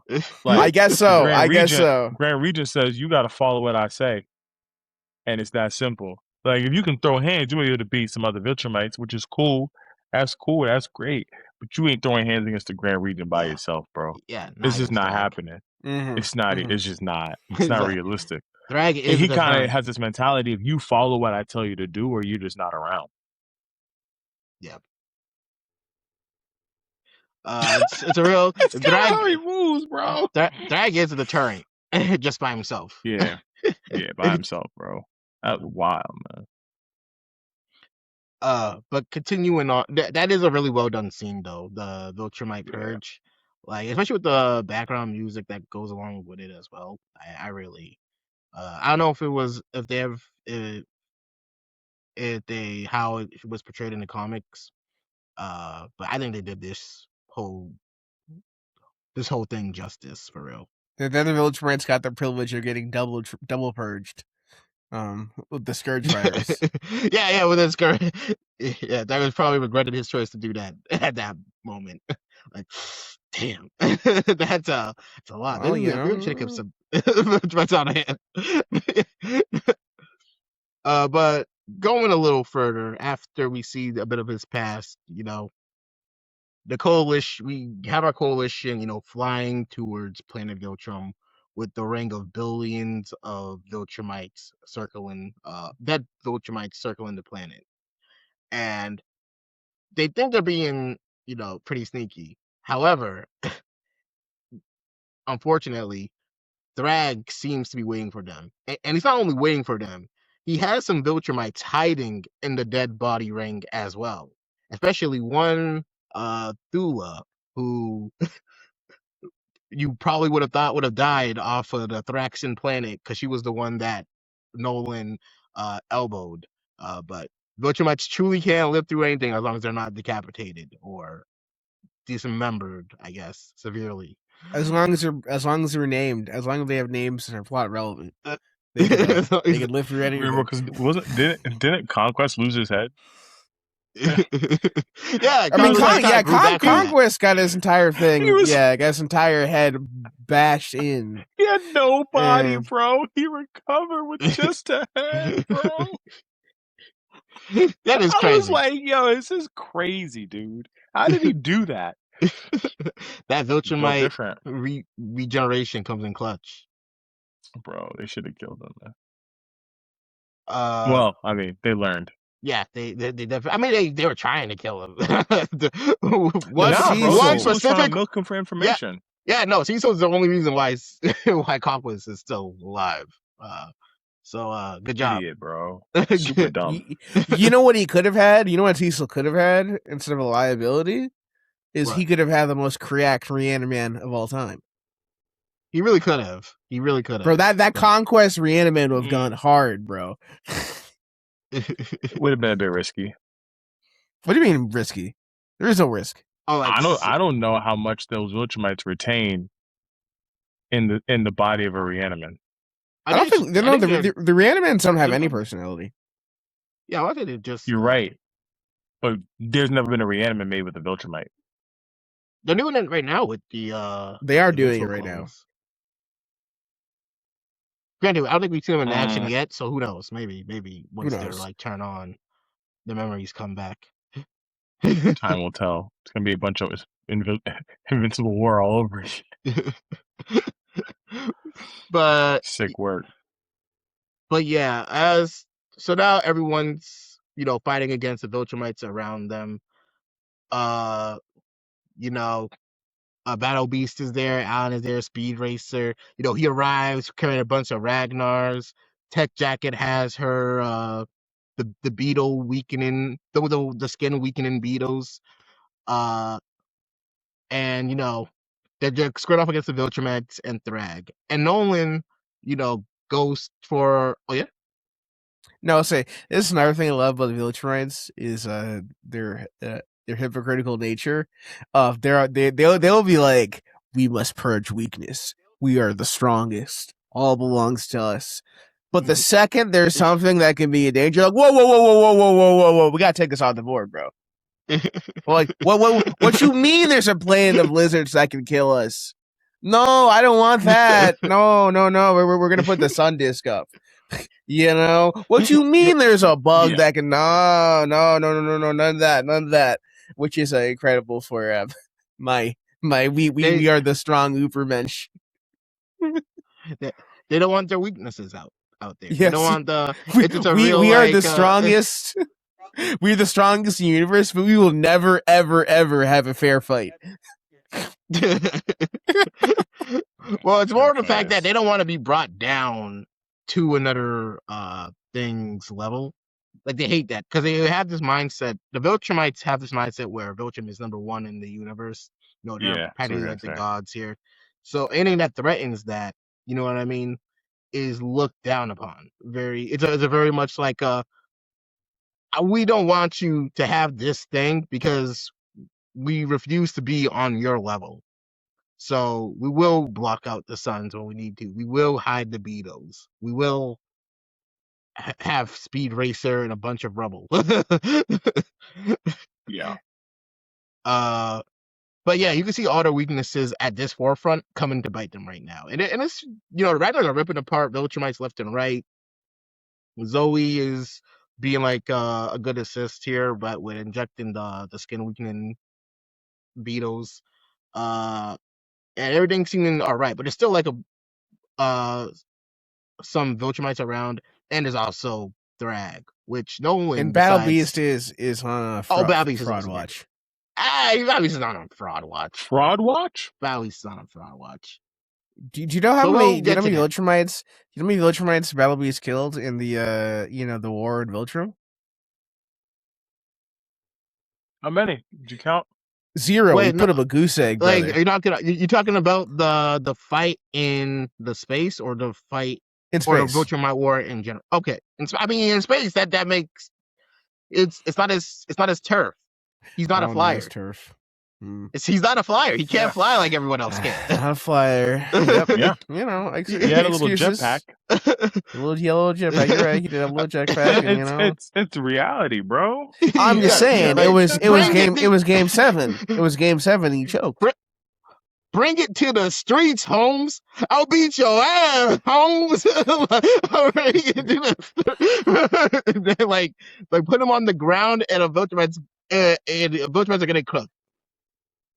But speaking of Viltrumites getting cooked, I don't know about that, but it'll be more. The average Viltrumite, I think, is getting cooked by Battle Beast. Maybe not a named one, but like an unnamed one for sure is getting cooked by Battle Beast. Yeah, like one of those brats that grew up probably getting cooked by Battle Beast for sure. But Nolan decides to go to Thragg, but Thragg has unlocked Ultra Instinct and weaves Nolan's punch. and immediately slams him down to Viltrum. And once he slams him down to Viltrum, he meets him up there, and they kind of have a chat, and you can really see that Thragg actually. The interesting thing about Thragg is that he generally cares about Viltrumites, about the Viltrum people, and he's talking to Nolan like an old friend, and he's just like, hey, I'll let all your past transgressions go. Come home to us. We're your people. You still have a home here. And Nolan says, Nolan refuses. You know what I mean? And Nolan even states that even though he knows that the coalition, specifically Thaddeus, might have contingencies to bring down him and his that might be harmful to him and his sons. He can't just join the Viltrum Empire again because of all the oppression and the horrors that they've done on other people. He's finally, it's like human side starting to come out, and Thragg sees this and confronts Nolan, and then he utters, "The death of every Viltrumite fills a void in me. The death of every Viltrumite creates a void in me." And then he cocks back his fist, sucking out the air just like with the reel back, and then punches Nolan all the way back into the atmosphere. Yeah. Can we talk about that punch for a second? Yeah, bro. This was crazy, bro. There was a vortex around his fist, and the vortex's wind pressure pulled in Nolan. Yeah. Nolan was standing to try to back up. It's like, I don't want to just get hit. That's crazy. Yeah. Whoa. It was like it was like a gravitational pull. It was wind pressure. Man, I'm just saying, whenever pulling Nolan. whenever they add Thragg to the fighting game. Yeah. Woo! Whenever they add Thragg to Invincible versus, that's gonna be one of his moves. One of the specials he does. He pulls you in. Yeah. For the punch. Yeah. That's like his throw. Yeah. That's one of his things. That was an insane punch. I cannot recall a time where I've ever seen. No, I probably haven't. I'm just forgetting it. Where a cockback, before an uppercut, had so much pressure it pulled the enemy into the uppercut. Yeah, no, that was a really well done. Executed so perfectly, bro. Thragg was knocking Nolan any direction he wanted to, bro. Yeah, truly. Up, down, left, right. You can't stop me, Nolan. I'm gonna do whatever I want to do to you. Yeah, it was at that moment Nolan realized he messed up. Yeah, for sure. You know what they should have done? They really had to do at this point. Okay, the strategy is maybe they would cost maybe 2 or 3 of them, but they had to pull a Piccolo and Goku, Raditz. Yeah. Have him hold him down. Somebody need to go out. Okay, somebody need to hop on his back and hold him in place for Space Racer. I don't know how many people that were taken, but that was the only strat I think that they had at that time. Yeah. That honestly, that he was even dodging Space Racer blast. I don't even know. Do you think all of them could have pinned him down? No. Yeah. What? Between what? Alan, Nolan, and Invincible? Yeah. Maybe. Pinned down the Grand Regent? Or held him in place long enough for Space Racer to shoot him? I don't know. One of them would have taken. One of them would have got hurt. Yeah, that's what I mean. It's a Raditz. It's a somebody has to be Piccolo. Yeah, someone has. Not Piccolo. Someone has to be Goku. It's very hard for me to Didn't they try to hold him? Didn't that happen? I don't think they did. I could be misremembering. I'm trying to remember. I think someone tried to hold him, and he literally just yeah, right, buddy. I feel like that happened. It might have. I feel like I remember someone trying to hold Thragg, and he'd be like, "Yeah, right." Yeeted them off. I mean, that was never gonna happen, brother. I'm sorry. He's just too strong. You can't hold me if I'm stronger than 3 of you. Yeah. But yeah, the fight. Yeah, the Thragg was really showing out in this fight. Yeah, he was showing out. And when we really see how powerful Thragg is, but just because we see it, that doesn't mean Oliver sees it. And I didn't mention it earlier, but let's have a little flashback. All right, I'm gonna tell. And this may be an audio, by the way. All right, I'm gonna tell you guys. However strong you think you are, Thragg is 10 times stronger than that. All right, so don't fight him one-on-one. Yeah, Oliver, don't fight him one-on-one. Yeah, you got it, guys. Fast forward. Yo, Thragg, run me by fade. Wait, I'm trying to remember. Didn't Oliver say like you all are exaggerating? Yeah. He at first he was like, I don't believe. Like, yeah, there's no way hype. he's as strong as you all are Yeah, saying. I don't believe the hype. I don't believe the hype. This is ridiculous. He's like, there's just no way. Like, you all have hyped this guy so big that like you're breeding fear. There's no way he's as strong as you say. Which is crazy. Which is insane. No chance. Because keep in mind, Oliver knows how strong his dad is. He knows how strong Mark is. He's fought Conquest twice. Yeah. And everyone's telling him, bruh, this guy Thragg is literally the leader of the Viltrumites. Is like way strong, beyond stronger than anything we've ever met. Like truly, like even if you've never seen him, he's at a level where even the base levels you were fighting look like child's play. And I think the part you're forgetting, Supa, is that Oliver landed a hit against Nolan. You couldn't do that. I think you just forgot that part, and I think that's worth noting is that Kid Omni-Man versus Omni-Man was no longer as one-sided. He got stronger while they were waiting for Mark to recover, and in his mind, he was like, "I couldn't beat Conquest before. I just wasn't strong enough back then, but I landed a hit on my dad. That in of itself means I would be strong enough to beat Conquest, and I could probably beat Grand Regent Thragg. Because guess what?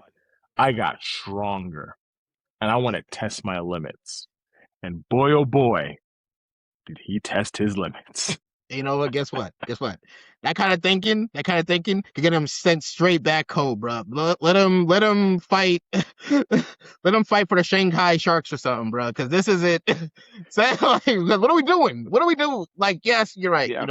He made Omni-Man bleed in training, but one that was training against his father, who isn't trying to kill him or really seriously harm him. He's just trying to get him the fundamentals of fighting. And two, if that's enough to big you up, that same guy is saying that he can't even fight Thragg by himself. And you're still like, well, I got a little. Even if you got a little stronger, I'm not even like saying you didn't get a little stronger, but you didn't get a lot stronger. You didn't get significantly stronger. You got like you went from like level 10 to like 11. You're going up at like a level 99. Like, bro, chill out. And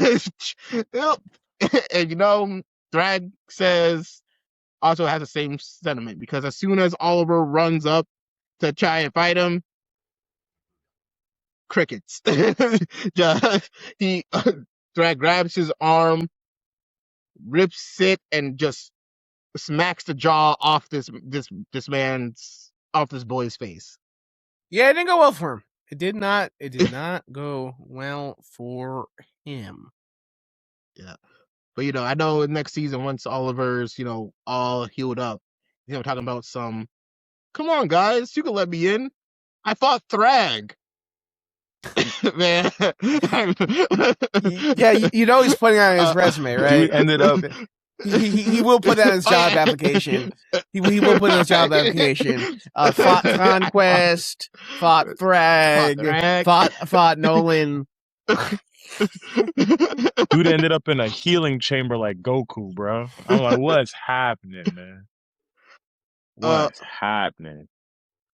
But yeah, upon Oliver getting severely injured by Thragg, Invincible sees this, and he goes and rushes in to fight Thragg himself. And he's even saying, you know, I'm not scared of you. You know, I've beat Conquest. And at this, everyone, all the Viltrumites, they kind of just stop and kind of like look at him and just like looking at him and matter admiration. You know what I mean? Like because Conquest was a big deal, and you know, big deal, bro. Thragg heard this, and he says, "Show me." That was the coolest word. Show me. Yo, those 2 words. Yeah, cool, man. bro, Thragg is super cool, bro. Said show me. I think he heard Barbie Conquest in the next scene. You gotta say, tell us what happened. And you know, he Invincible rushes in, you know, to throw a punch at Thragg. He throws it directly at his noggin. There's an impact frame. An impact frame showing what appears to be like a demon. As soon as he hits the hairline off of Thragg, and then he's just there, unfazed. I'm not impressed. I'm not... The beatdown on the Thragg is immense. Yeah, you know, he got some running. Yeah, and it was at this moment, brutal, man. It was at this moment everyone kind of knew that like Thragg was the truth, bruh. But this is when Nolan devises a plan. So he has Thaddeus and has Mark rush down to Earth. Not Earth, to Viltrum. And he has Speed Racer shoot his gun directly into the planet as well. And they're following the beam. And all 3 of them are going at hypersonic speeds.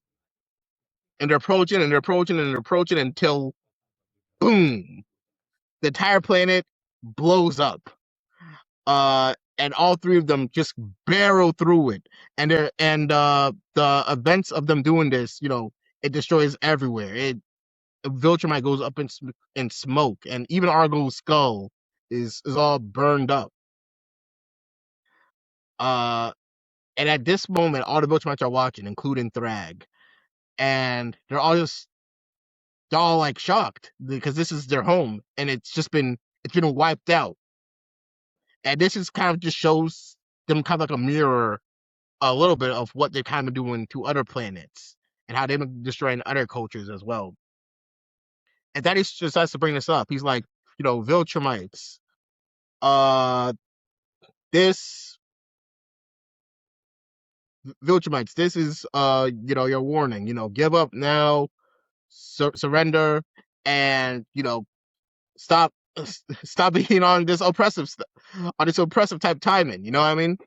You know, change your ways.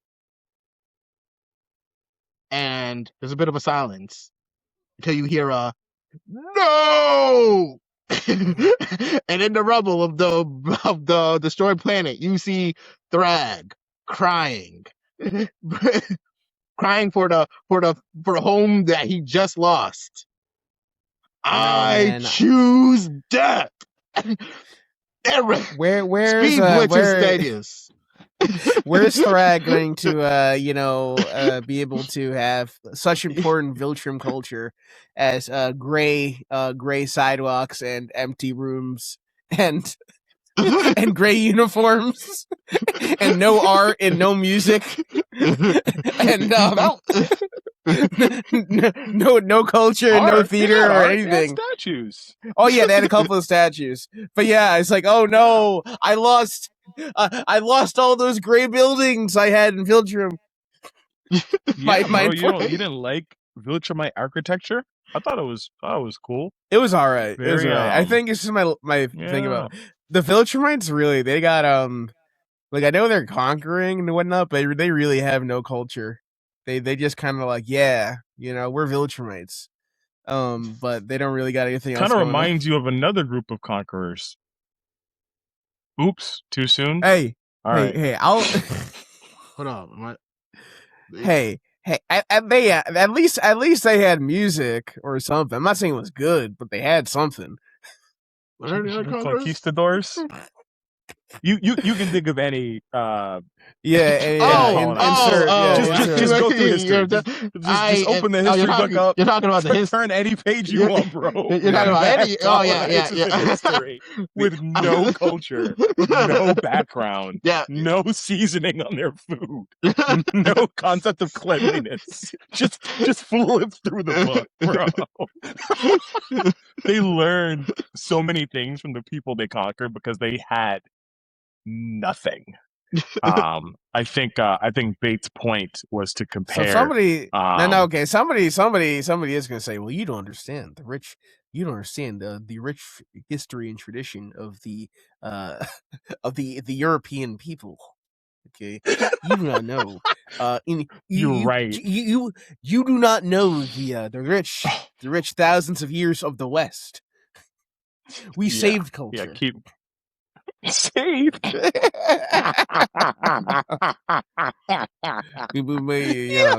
This bit may have to be cut. We'll see. Oh, I can barely breathe. Oh, it's so funny, bro. It's so funny. Oh man. Yeah, that's funny. That's funny. Hey man, at least they're good at taking. Yeah. They definitely know how to take. They got some taste for that. They really know how to take, man. Come on now. Hold on. We just lost half our audience. You'll have to get over it. It is what it is. You know what I'm saying? Listen, man, I say if the shoe fits, because I didn't name any particular group.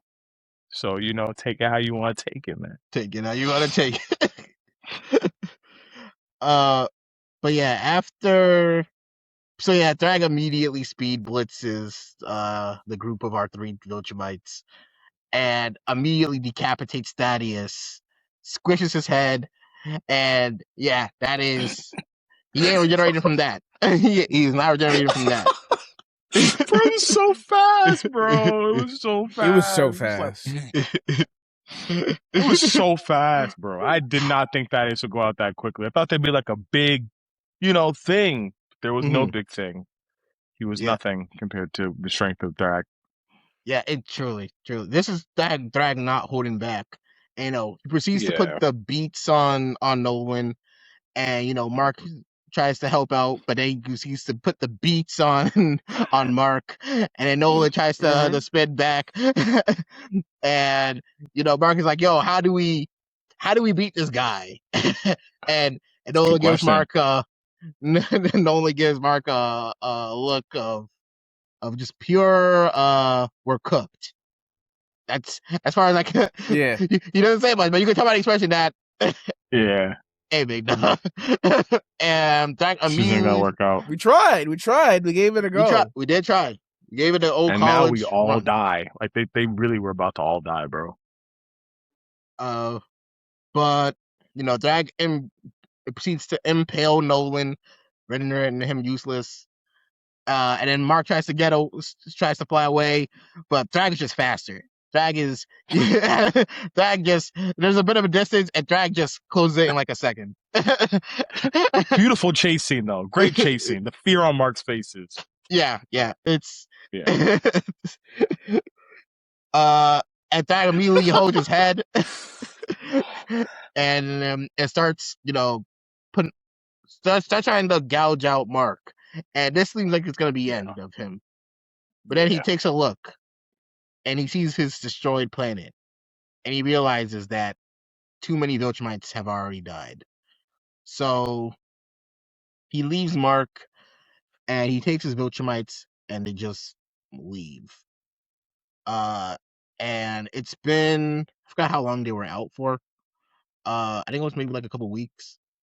But Mark and Omni-Man, they come to from their injuries, and everyone's like wondering, like, yo, where did the Viltrumites go? We haven't heard any word of them since that fight, since their planet blew up.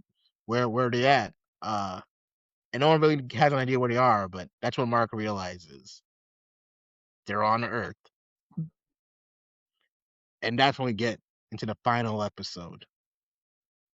And the final episode starts with the Viltrumites slow approaching Earth, and they cause a giant tsunami, and they kill like multiple people, and they are just going around genociding everyone everywhere. It's bloodshed. It's just 10 Viltrumites here flying through buildings, creating multiple just explosions, and everyone's just getting squished. And Thragg is overseeing everything, and it's hell on earth. And then Mark wakes up, because he's still very worried about his planet. And as they're approaching Earth, they're getting closer. When they get into range of Earth, Mark immediately like leaves to check on it, and he gets there and he finds that Earth is all right. Earth's actually fine. Like there's no destruction anywhere. There's no like no one's kind of being conquered. Like there's no sign of the Viltrumites being here, which is a good thing because that means the Viltrumites aren't here. But it's also terrible because that also means that eventually they will be here, and when they do come, Mark has like no way to stop them. Because he's just not strong enough. No one is. And we see Mark, try to reconnect back with his mom. He returns to his mom, and he kind of tells her what has happened in space, and he tells her that Oliver's healing on another planet right now. And everything just seemed fine until Thragg appears. Yeah, you weren't expecting him, and it was crazy. I don't know how he just showed up, but he grabs Debbie by the throat. And he says, "You thought we forget what you did to us?" And then just immediately rips her. The blood spraying all over Mark, and it's actually a hallucination. Yeah, so this episode we are experiencing more of the depths of the effects of that war that has happened to Mark while he was out in space. PTSD. And that post Thragg stress disorder is going nuts. Really stepped into the brain of a soldier in this episode. And you can see this when he's hanging out with his friends. Like he goes to hang out with Eve for a bit. And Eve, she reveals something to Mark. She reveals that she had an abortion, and that's why her parents were able to return afterwards. And so Mark kind of just found out that one, she was pregnant, and two, she had an abortion. He supports her. He knew that she was going through a tough time.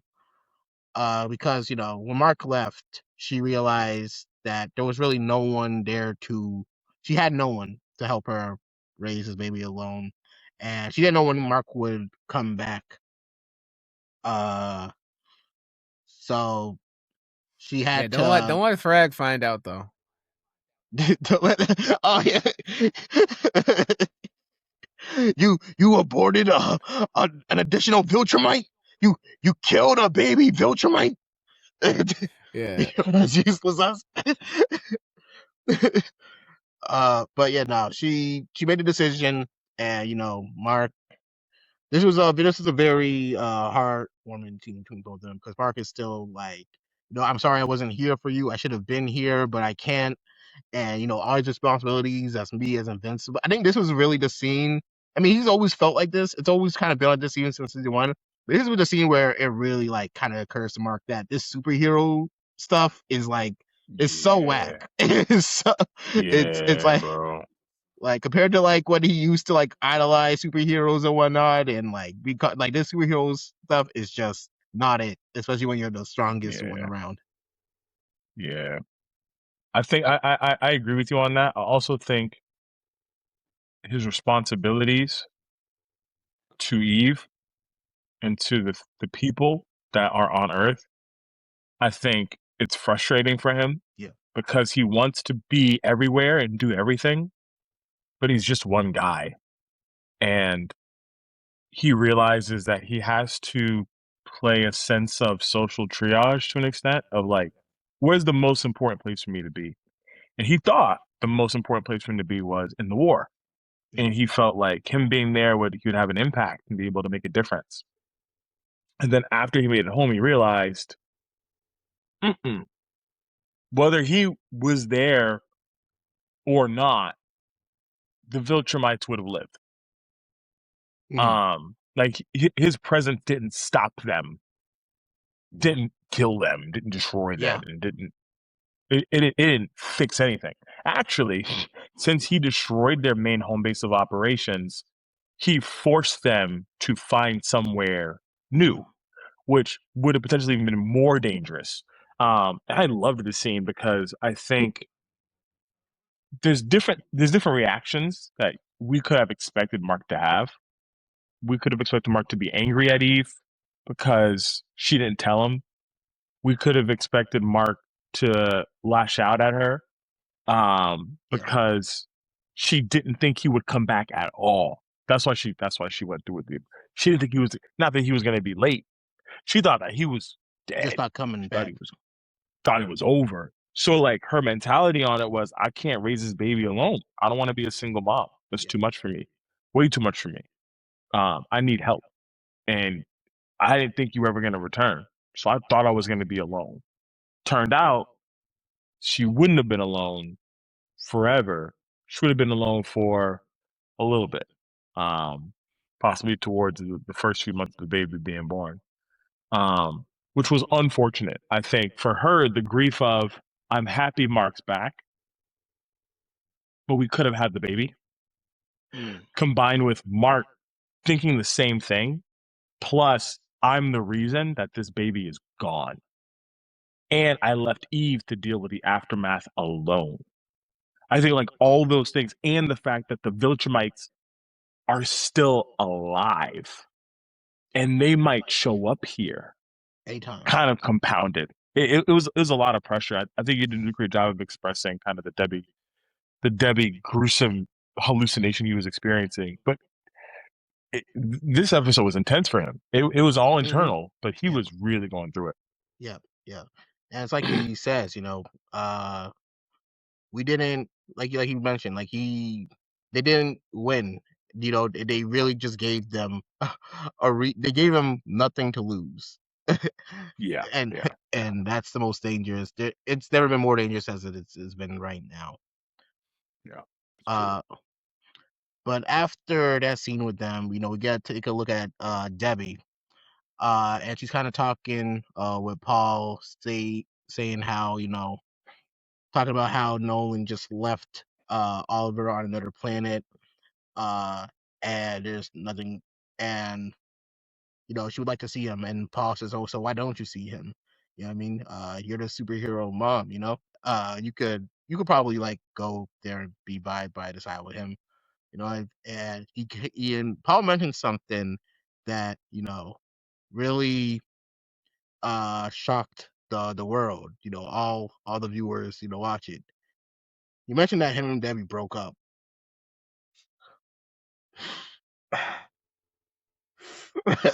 I'm sorry, Invincible fans. I'm sorry. But Paul was just saving. He was just saving the spot. Okay, I'm sorry. I'm sorry.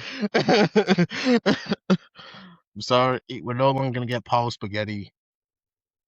Yeah. It's there been more Jover than it is now, bruh. But she does take Paul's advice.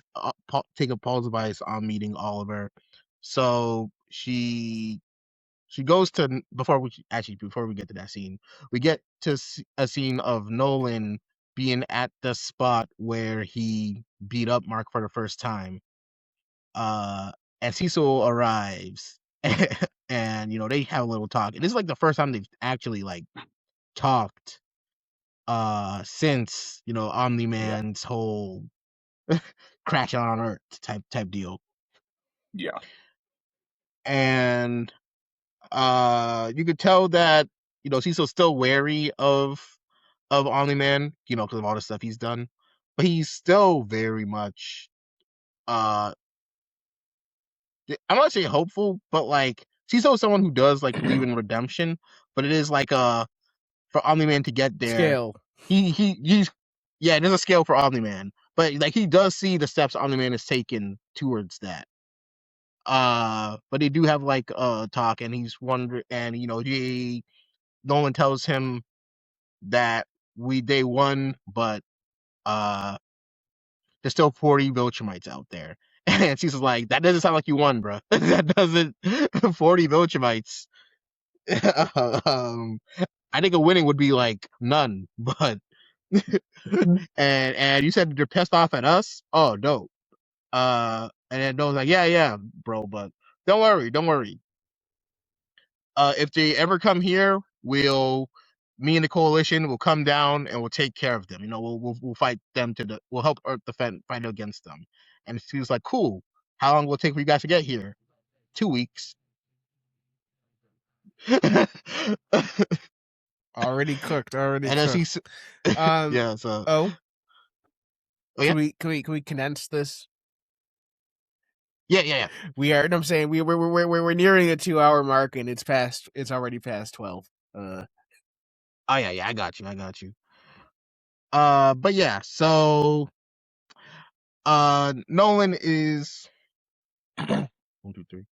So Nolan is said that he'll make a better effort to get there as soon as possible, and the episode kind of continues a bit further. Debbie has decided to go with Nolan to the planet that Oliver is on, so that she can be with him during his recovery process. And as they're about to go, Nolan has to take her up there directly, himself. And it's kind of interesting that you could kind of hear in the background, I don't know, it felt like Drake was playing in the background. Just guess who I'm Evan again? Guess who's back again? She had an attitude in the summer. Now she back again.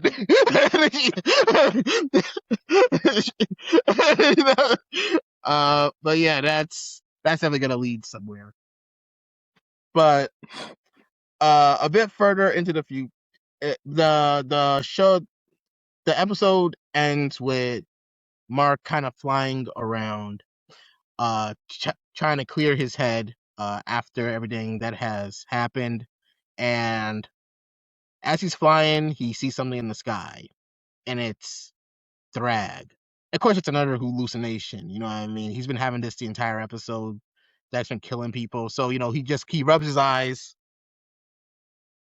Okay, that's not working. Rub his eyes again. Okay, maybe I'm a little tired. And then after a while, he realizes, oh no. And Thagg's like, yes, we are here. And immediately, Invincible's on go. He flies at Thragg, throws some punches at him, but it's not enough. And Thragg is like, stop, I don't want to fight. And I only came with a proposition. And Mark's like, what's your proposition? And Thragg says, okay, here's the thing. We're already here. In fact, we are living amongst your society. We have taken your clothes. We're taking your mannerisms. We're learning, Earth's ways. You'll never have to hear a peep from us. We won't, help you in any wars. We won't answer you. We're doing our own thing. You guys do your own thing. We'll do our own. We'll be separate, but we'll just be on the same planet. But the only thing is, we don't want any resistance from you. You can't call the coalition. You can't, interfere with us. We're gonna use this planet to breed, and once you breed it enough, we'll probably leave one day or oppress the planet. Who knows? That's probably up in the air. But it's up to you. We could do this. We could live here peacefully. No one dies. Or if you refuse, we tear this place apart. It's your move. And Mark wants to say no. Mark wants to say he refuses so bad. but he just can't bring himself to say it. And so after knowing everything that Thragg can do, after knowing the 40 Viltrumites, he realizes he caves in and says, I agree to your terms. And in a weird way, he became the savior for both Viltrum and Earth. And Thragg flies away, and Mark is just panicked, guilt-ridden, because he just realized he just signed off on this crazy deal, and he's like, what have I done? And that's where Invincible season 5 ends. It was a pretty good season. Yeah, I messed with it. I did have some gripes, but no, I like I said before, I think every season of Invincible is solid. But I would put this season probably either second or third for me. Mm-hmm. Because I have season 1 and season 3 pretty high. Pretty high. But this is still like a really good season to a really good show. And yeah, I mess with everything. I do wish there are a couple things I wish we did it a little differently, and I get this is probably how it was done in the comics, but just some things I was kind of expecting going in to certain plot points. Like for instance, I before I didn't know anything about the Viltrumite War. I always thought the Viltrumite War was gonna be like a season in itself. You know what I mean? Like I wasn't expecting it to be like the last technically really only 2 episodes that we really see it. But I was expecting the Viltrumite War to be like an actual like season long like event. Like maybe something crazy will be happening in every episode, different fights, different plot points, different low key like Shibuya incident, but for Invincible. See, the thing about it is, now this is like a little aside, but I feel like wars are never wars in fiction, especially like comics and manga, whatever. Whenever it's like, oh, it's the war, it really is just a big battle. But battle doesn't sound as cool as war, but it's a battle. I guess this is more of a war because there's at least multiple fronts, right? Yeah. And there's different stages of it. But I feel like a lot of times when it's like it's the war, like when they said it was like the Invincible. Yeah, like Invincible War, for instance. Yeah, bro, that was a day, dog. And I feel like a lot of things, like even like cool battles, like the fourth grade ninja war, or the that one is My Hero war Academia war. Oh yeah, yeah. You're or right. Paramount I guess War. there's multiple fronts, but that is over in like a day, right, or a couple of days. The fourth grade ninja war. It's like a couple of days. I'd say it's like it's something like more than like a week. I want to say. And the My Hero war is a battle. Yeah, both wars are just just battles. And Marineford. Yeah, the Marineford War, bro. That was an afternoon. So you're saying it doesn't count as a war because it's too short? When I think of like a war, like a conflict, right? I think it's difference between a war, a conflict, a battle. But yeah, if it's, if it's a very short exchange between just two large forces, that's not a war. You gotta have at least like either a couple different fronts or like a couple of different battles for it to be a war to count. Yeah. I understand that perspective to an extent. I think I think when we're talking about like these types of series, I think a battle is like maybe like 1v1. These are a lot bigger than that. Like the scale for all these things is like there was like a global combat against one faction versus another faction, and almost every war mentioned in the series. So yeah, I hear what you're saying. You feel like even if it's big, it's just a big battle. But I think war is an apt phrase to describe kind of the scale of what took place at certain points in the series.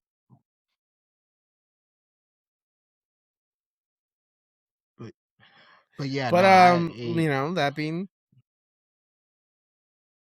they're good. You good? no, I was gonna say, that being said, how would you rate Invincible season 4? Would you call it peak, mid, or trash? Yeah. Mm. Let me get my notes real quick. For me, it's a peak. It's for sure in the peak section. I enjoyed what I've seen this season. There, I have some things with like I said, do have some things here and there with a couple like dialogue / writing choices. And I will admit, you know, they like I think you mentioned it when we first did our uh summary of the first 3 episodes. But you know, some shading here and there could probably help with just I guess the presentation of things. But overall, I still enjoyed the the writers are still killing it. The voice actors are still killing it. The I still enjoy the villain of the week type aesthetic the show still has.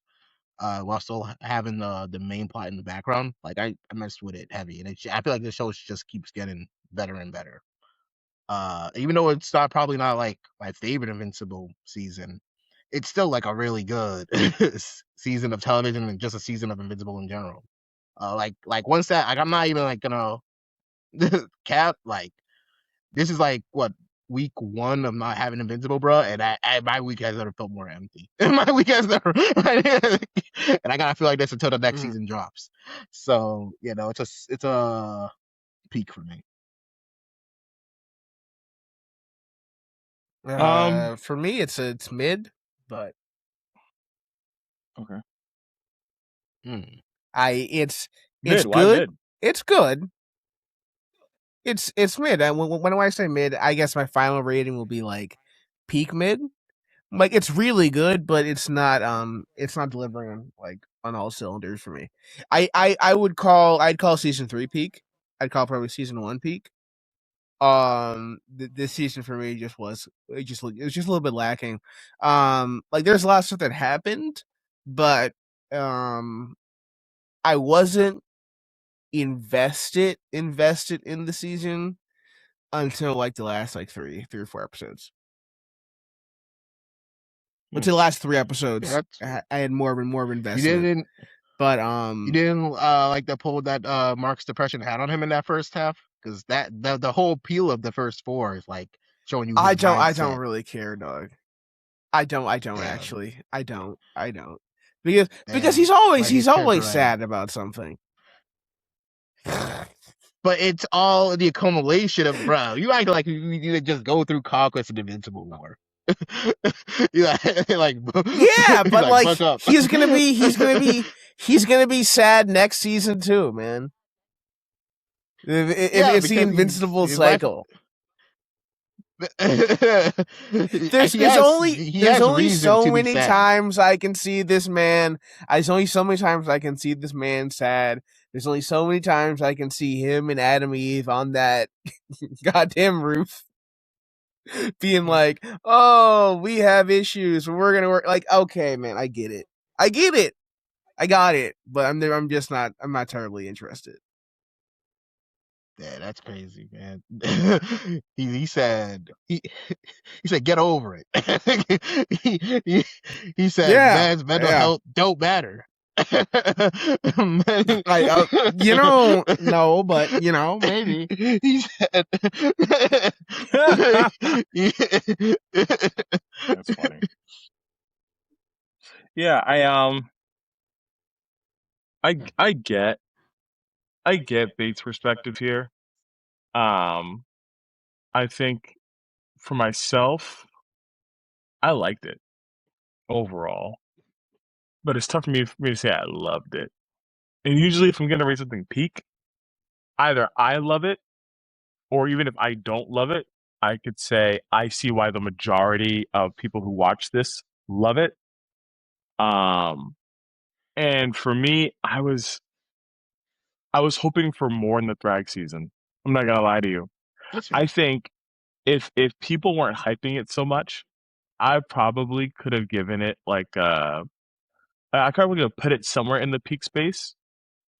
Which is it's my bias, right? Like my Mhm. bias is if y'all are talking about this section of the story, like it's the craziest part of the story that we've ever seen ever, then the animators are probably gonna have to snap on it. And like I'm probably gonna be blown away by it. And I got there and I was like, this is good. Like I'm enjoying this. Like the Viltrumite saga, their history, their culture, like all these things about them really culminated in this really big moment. And then it just kind of didn't. It felt rushed, Mhm. which was frustrating for me. I think you maybe you mentioned it, Supa, that you feel like they The, could have given it more space yeah, to for breathe, the Viltrum. right? Yeah, it could give it Yeah. more space to breathe.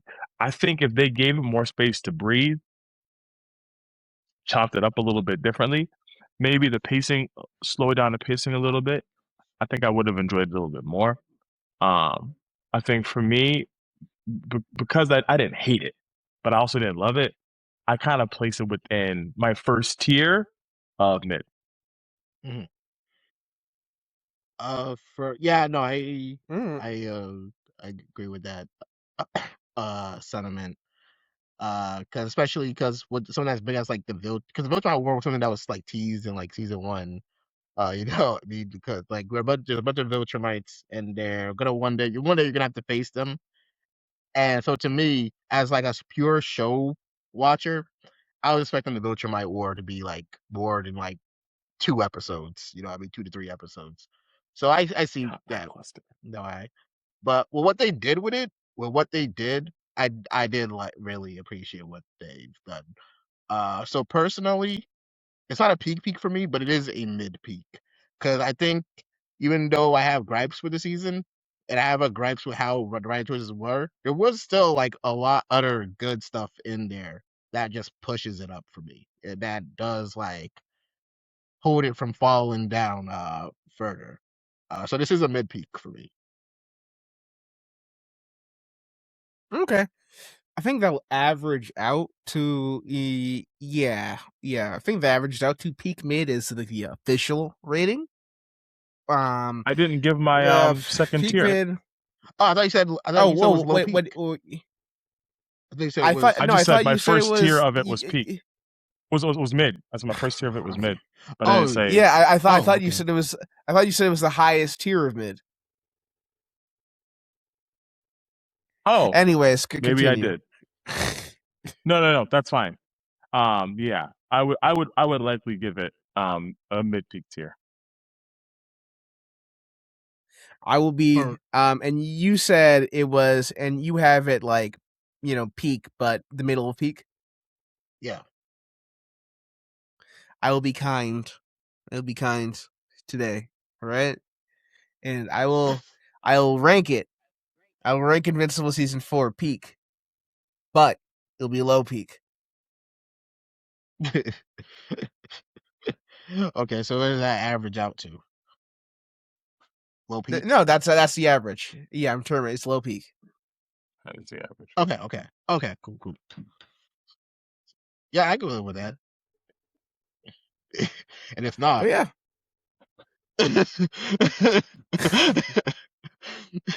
Well, this was Invincible. If you enjoyed the pod, like, subscribe, follow us on Spotify. We're probably gonna run back to some more JoJo. I think like the Sugar Mountain arc coming up, and I think Tubular Bells, something like that. But we have those arcs coming up, and it is heating up. And this time, Gray should be able to join us. We'll have the four of us talking about Steel Ball Run. But until then, hope y'all stay safe, stay fresh, and sometimes build graves for your ops. It's okay. all right. Or don't. There's Yeah, that too. But yeah. thank you all for joining us this episode. This was a lot of fun. Great to be back. Great All to right. see you all again. Yeah. Remember to See ya. stay invincible. Dun, dun, dun, dun, dun, dun, dun.